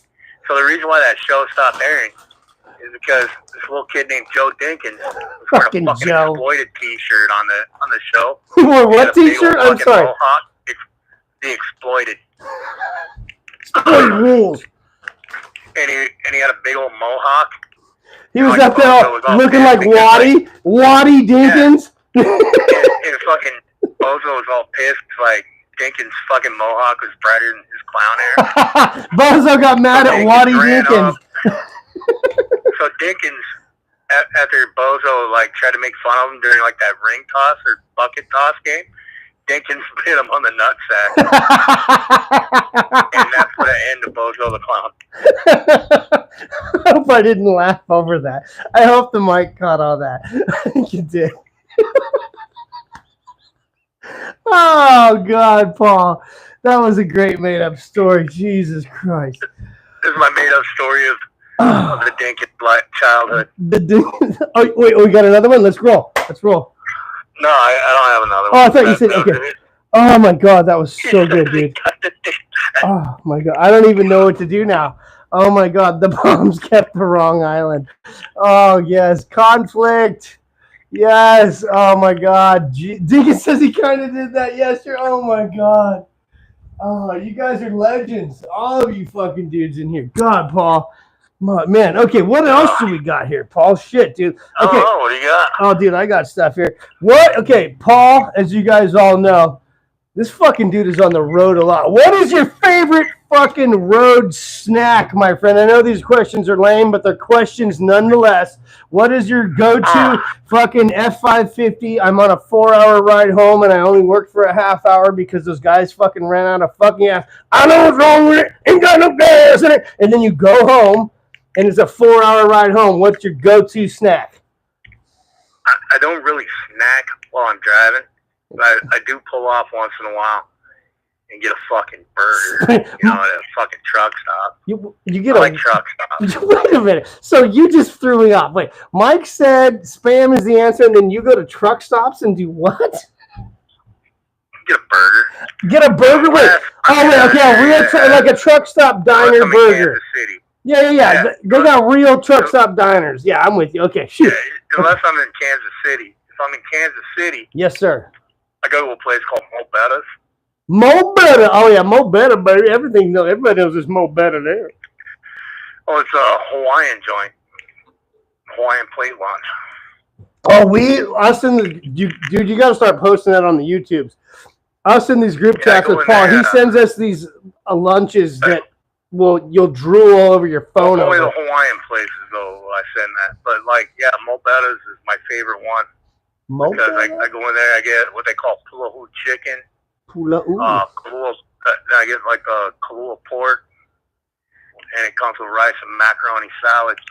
That'll make almost any Hawaiian fucking happy right there. That's right. And I get it with the spicy Hawaiian steroids. You guys call it mayo.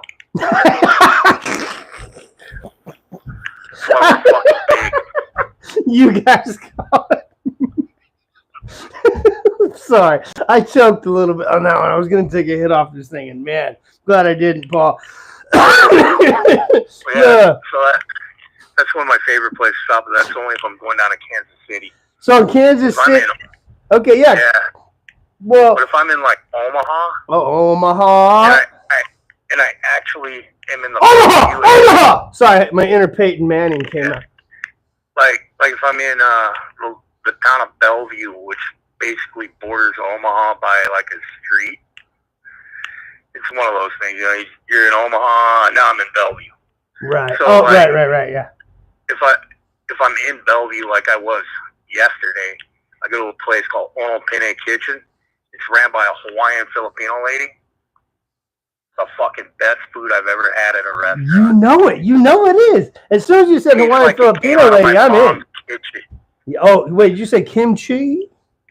No, it tastes like it came from my mom's kitchen. Oh, man, sorry. Like, she cooks all the same shit my mom did.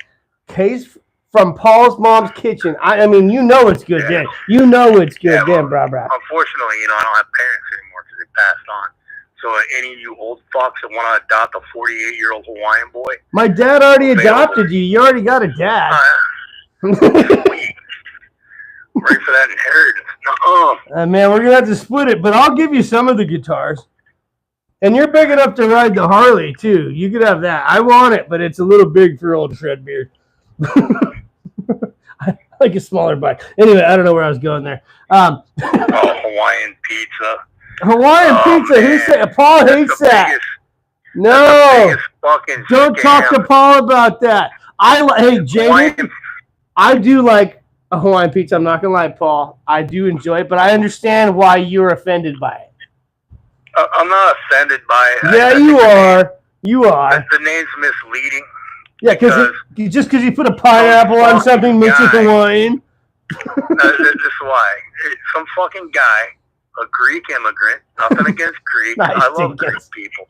Yeah. I love Greek food, But this fucking Greek immigrant to the wonderful country to the north of Canada thought if you slap fucking pineapple and Canadian bacon on a pizza, it's fucking Hawaiian pizza. I like it, but it's not true at all. Motherfucker. It should be called a Norwegian pizza. That's seriously the origin, though, of Hawaiian pizza. Thank you. So let's dial that in real quick.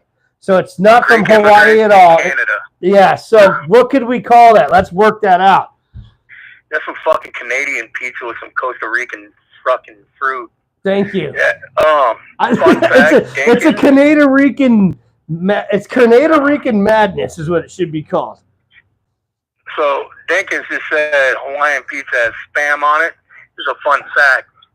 So when I was a kid in high school, I was living in Montesano, Washington, original home of the Melvins. Yeah, Melvins. His mom, I can't remember if she was an owner or worked it, but there's a pizza joint there called Geppetto's Pizza. Geppetto. And I was joking around one time, and I said, "Hey, I want a fucking Spam pizza." She put it on the fucking menu. Yeah, Spam is good. I grew up on some Spam. Yeah, so 9th through 11th grade, when I was living in Washington State, I was eating Spam fucking pizza. Spam pizza, like, now, was it? Obviously, it was diced, right? Like, very diced. Yeah, no, actually, it wasn't like cubed ham or no, but I mean Spam sliced and diced. You know what I mean? It was it was sliced but not diced. It was just chopped up. Right, like little quarter. You know, like quartered, cubes or whatever. Yeah. You know what I'm saying? Yeah. But I mean, it was like the whole can. Oh, I'm with it. 12 ounces of a can of Spam on a fucking pizza. I'm a meat lover. Fucking amazing. I'm with it. I would try. I might do that on my own. I'm a meat lover's pizza type of guy. I don't know how many of you out there are. I like a heart attack pizza. You give me all the different meats on there, I'm in. You know what I'm saying? Mike Bio, he felt super duper Hawaiian because he had a Hawaiian pizza and watched Moana. Who said that? Mike? That's right, Mike. You are, dude. He's an honorary Hawaiian now. Can you? Well, he made that video where he's wearing the Kauai. Dude, that video, Mike. Yeah, you're not even honorary. Yeah. I think you're a full-blown blood relative now. He's in the fucking tribe. You are, Mike. That was, dude. If you have, listen, I know I said this last live stream, but if any of you have not seen Mike violate, he spent months on lessons. He got all kinds of new fucking full sleeve tattoos and leg tattoos, full tribal. Got what? Coconut. He got hula lessons, right? Is that where I'm going here? And then he learned full-blown Kai Hawaiian death metal on a ukulele. Go check out Mike Violate, Kai Hawaiian death metal on ukulele. It will change your life, people. It will genuinely change your life. Did MOD disappear? Damien, you still here, Holmes? Hey, Will is still here. Shit, man. I like you East Coasters hanging the fuck out. Is Paul giving out recipes? Yeah, Paul's got recipes. Will, I can't remember what the fuck he wanted me to say, but he asked me to say something in the fucking Hank Hill voice. Oh, Will. Hey, Will, if you're still in the comments, if you want Paul to do anything in a Hank Hill voice, let us know, Holmes. He'll we got it. Excuse me, folks. I had to let that out. And I do kind of, according to Mike Violate, no hill jack. You what? I can speak that hill jack. Hill jack. Violate. You know, like when I'm sitting there all up underneath the bottom of my truck.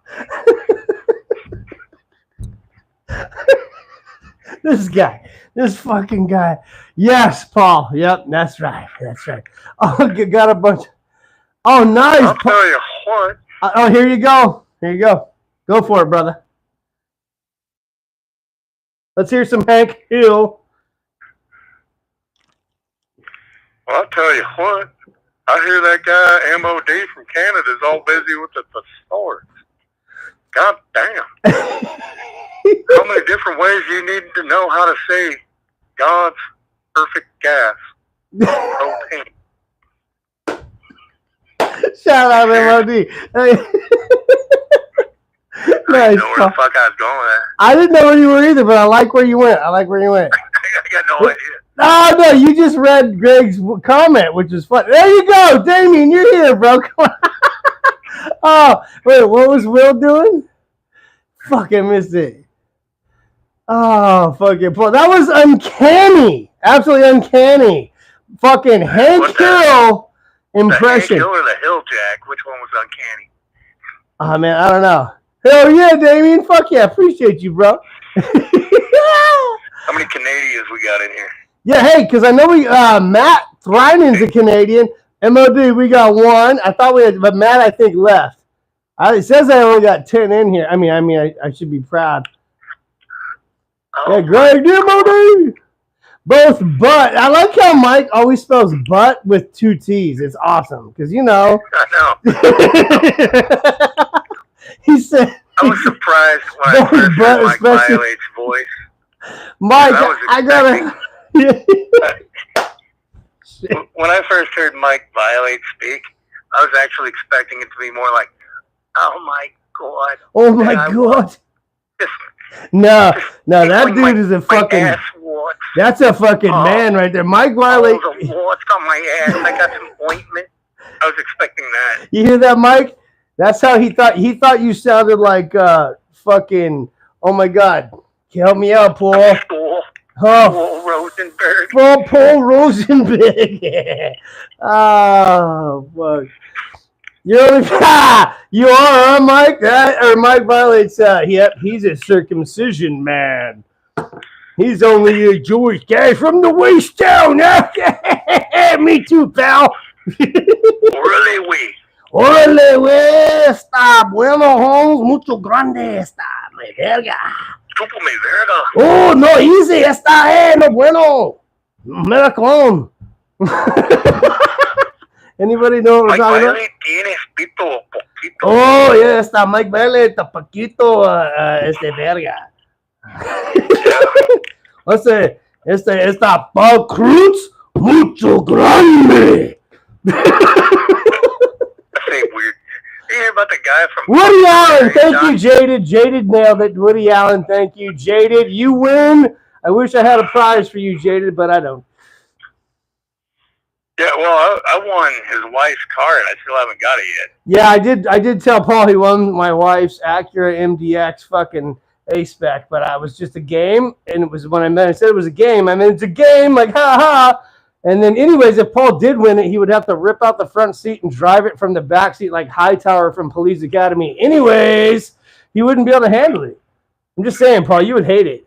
Hey, if I ever, listen, dude, if you ever find your way out here or if I ever find my way to fucking Nebraska, I'll let you drive it if you can fit in it. I can fit in a Ford Fusion, barely. What did you, listen, let's not talk about, listen, anything other than a Ford truck or like a Bronco, then I can't, listen, I know too many people that have those other cars. I had a Ford Tempo once, and, you know, we called it the Ford Tempo 3000 GT for a reason, because it was a piece of shit. Or a Mustang. Dude, I can fit in a fucking Ford Tempo. You can fit in a Ford Tempo? Yeah. I mean, listen, I'm not trying to say like you're, I'm not, am I being offensive? I don't mean to be offensive. Paul is a tall. No, like when I sit in a Ford Tempo, I gotta put the seat back just right. All the way back. Here, fucking rag. Yeah. And then make sure I got a flannel just button on the top button. It's a Ford. And, you know, drive around and be like, hey, I love Ford. You know, turn into I ride like that anyway. Guy from fucking Blood In, Blood Out. Vatos locos forever, homie.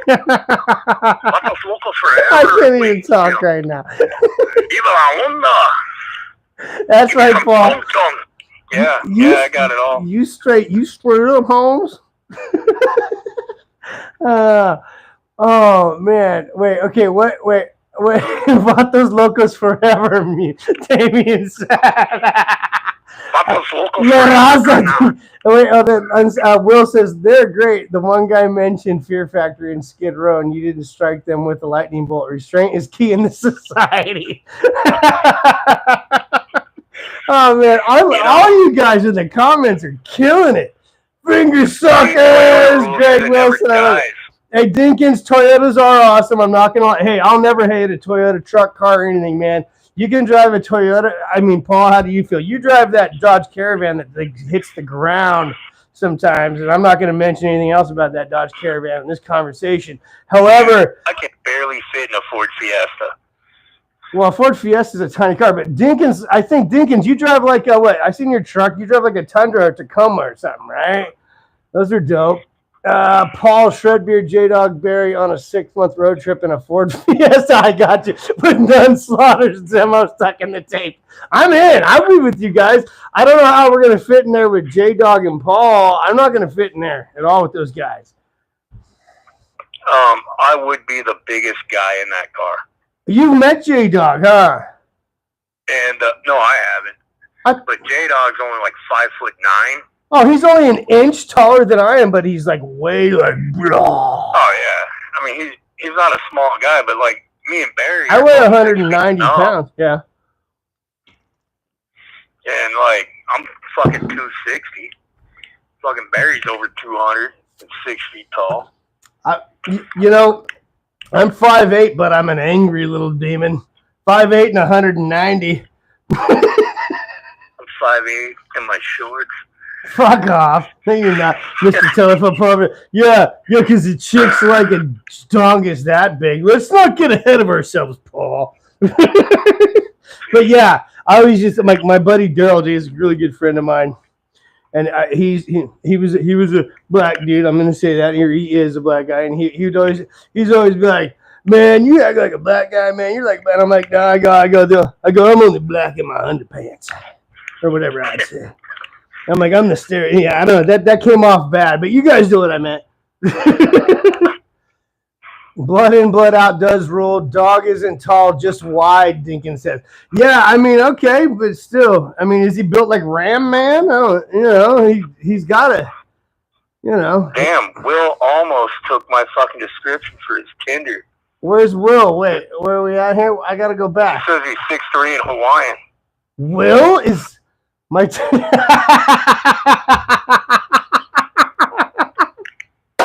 Will Rogers, dude. I mean, this guy.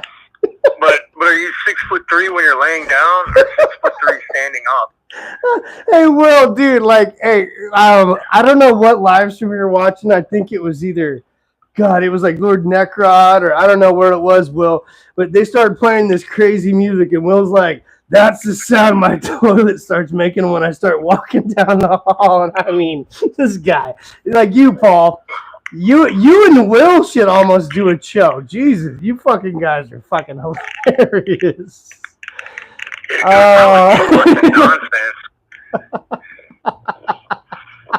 Solid shaft. Hell yeah. Like a motherfucker.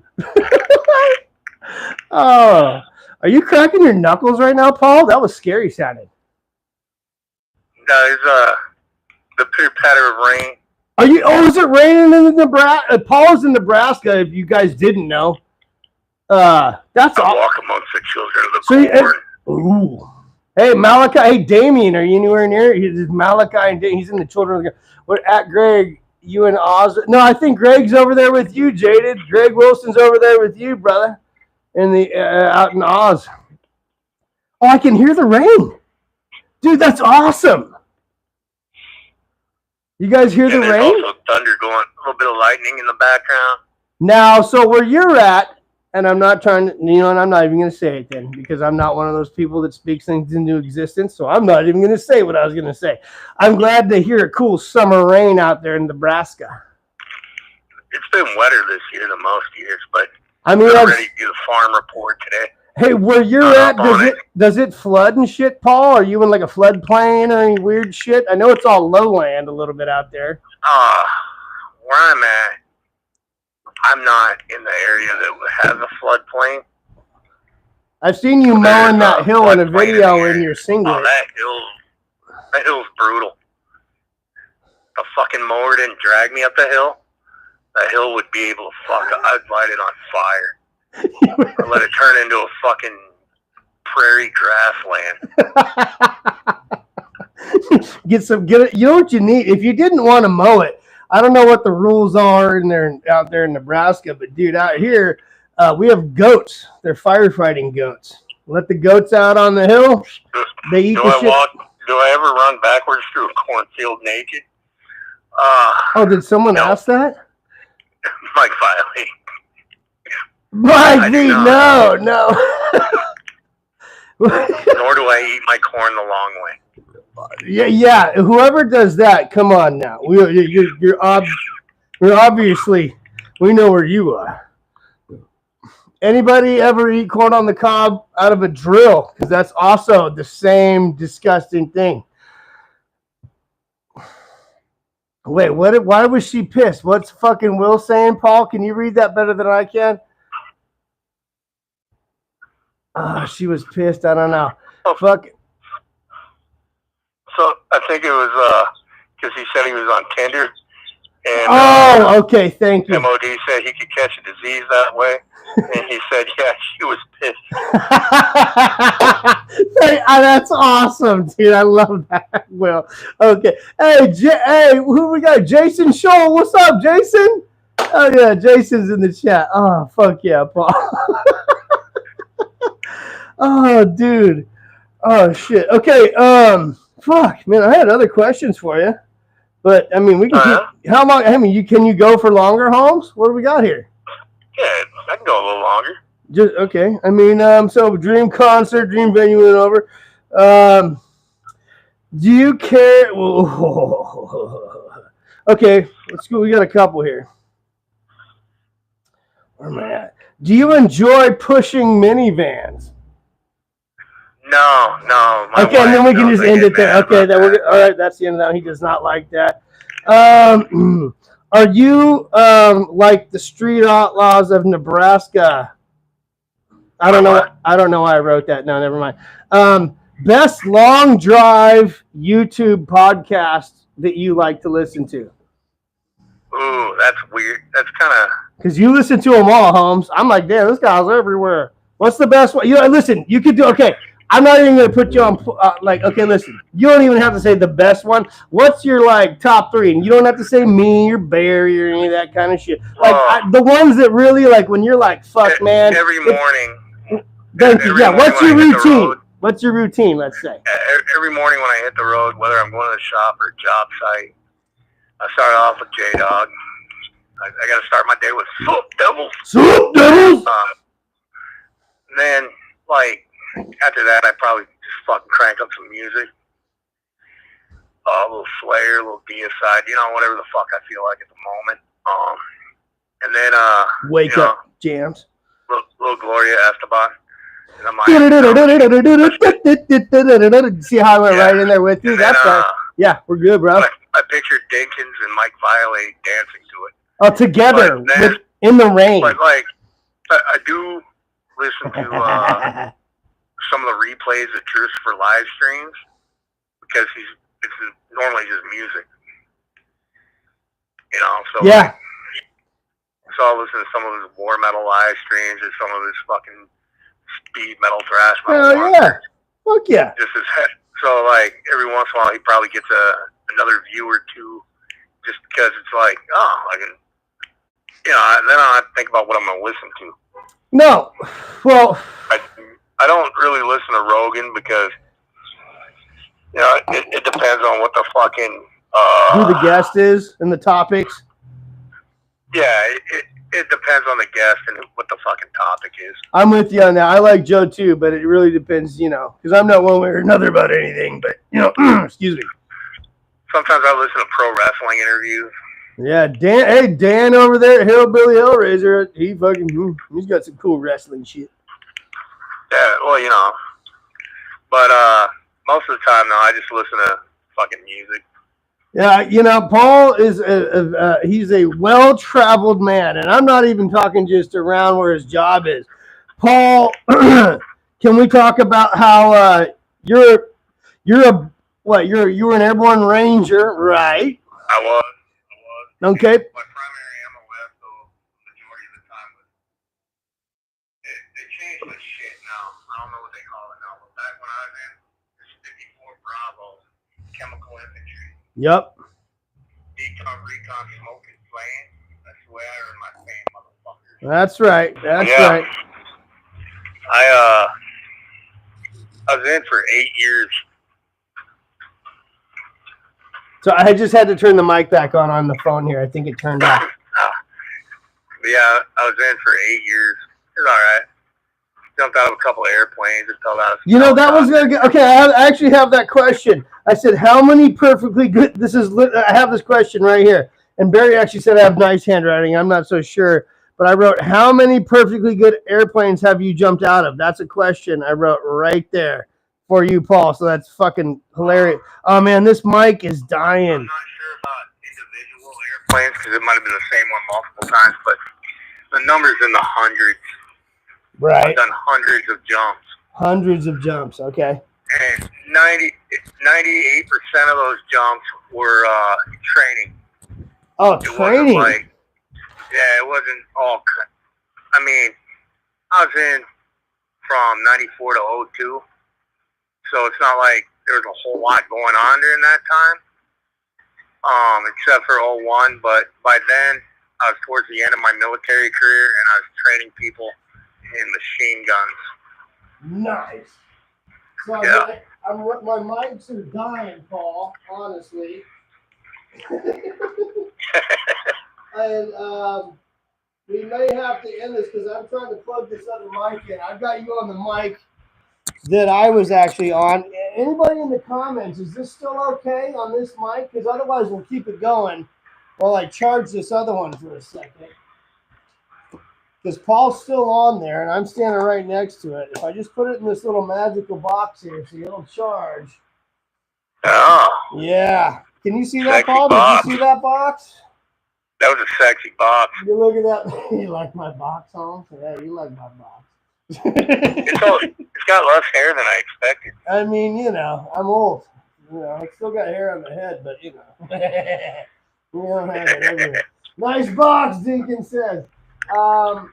Mike, oh, I can hear you, goddammit, Mike Violate says. Okay, so that's cool. If we're working on one mic while the other one charges, we got a mic saying the mic works. So I'm going to stay on if you can stay on, Paul. All right. I got a little bit more time. Why not? You just let me know. If you need to go, you got to go, huh? You know what I mean? And we can end it. So let's see. What else? So we asked. Yeah, I did. So we did how many planes that he jumped out of, which is awesome. Okay. Hundreds. I do have a question. Sometimes at night in the water. At night in the fucking water. Insane. Yeah, that sucks. Yeah, that's because full gear, right? Yep. So that means you are not floating as much as you're sinking? Nah, you're floating. You're swimming. I mean, you get into a fucking raft and fucking, you know. Oh, sorry, canoe. And the canoe, getting your military canoe. Getting your canoe. Your inflatable army canoe. But yeah. I mean, you know, it's not for everybody, but definitely not. Put no pussies in the military, please. But you know, you can join the army and fucking hang drywall. I mean, they got jobs for everybody.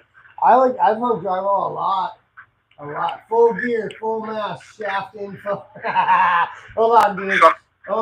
Some guy came up to me one day. He's like, Jason, yeah. Oh, wait, hold on. Jason wants to ask Paul how many hard drives full of Iraqi corpse pics he has since he is a ranger and all. I was a ranger from 94 to 98. Yeah, that was so before I did not partake in that. 94 to 98. But I did summer in Kosovo. He summered in Kosovo. That's a nice place to summer. And I wintered. I autumned and I springed. Yeah, that's right. He wintered, autumn, and spring out there in Kosovo. In Kosovo.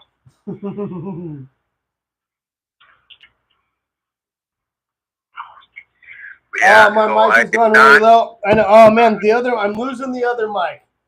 Okay, we may have to end this. I can tell the other mic's starting to go here too. Thank you guys for saying that. Hey, brother Paul, while we still have a little bit of microphone left, I think we should end it. All right. I hate to end it abruptly because we're in the middle of something fun here, but we've been going for a while. And shit, hey, you guys, I appreciate you guys all coming out. Brother Paul, appreciate you coming on, man.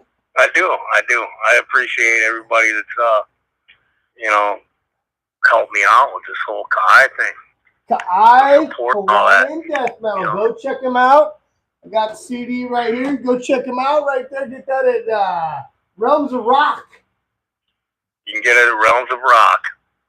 Realms of Rock. Or you can, there's a link on my channel where you can get it from me. But yeah, you can get it through Eddie too. Yeah, get it through Eddie? I'm sorry, Paul, go ahead. Yeah, so you can get it through me or through Eddie. All the information is somewhere on my channel. Go to Paul's channel at Paul Kreutz at Kai Hawaiian Death Metal on YouTube, okay? He's right there. I don't have it written down, but a lot of you know it. If you don't know it, share it out with your friends, okay? Check him out. You can also just send me money. No, I'm kidding. Yes. Don't just send me money. Hell yeah, buy a fucking shirt, buy a CD. I'd rather get the money that way. Yeah, buy some CDs, man. Fucking support the dude. Yeah. Did you say? And no, they don't come with a canoe. Animals? What? And no, the CDs do not come with a fucking canoe.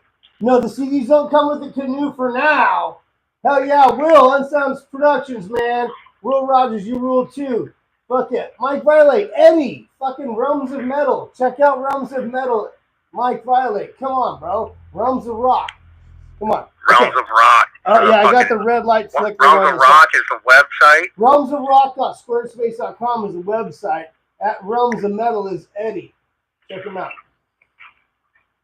The CDs also don't come with D-Picks. Later, Jaded. Eddie is the best. Hell yeah, Eddie is. Rounds of metal. Thank you, Dinkins. Damien, you and Greg, you deal with your shit on your own time. I give no fucks if you guys fucking. Yeah, well, you and Greg can fucking sit there and have a goddamn water jug with yeah, you and Greg fucking have a lift. I don't give a fuck. We don't need drama on this channel. I don't need the drama. You and Greg fucking. I like you guys. You guys do your shit somewhere else. I don't need it. Oh yeah. All right, guys. I'm losing microphones here. I'd love to stay on longer, but I don't want to lose. It's gonna be shitty audio. Brother Paul, love having you on, my brother. Appreciate thank you. Check out Paul Kai Hawaiian Death Metal on all music platforms, and go buy that shit. And check out Go to Mentis. And if you can't, check out Barry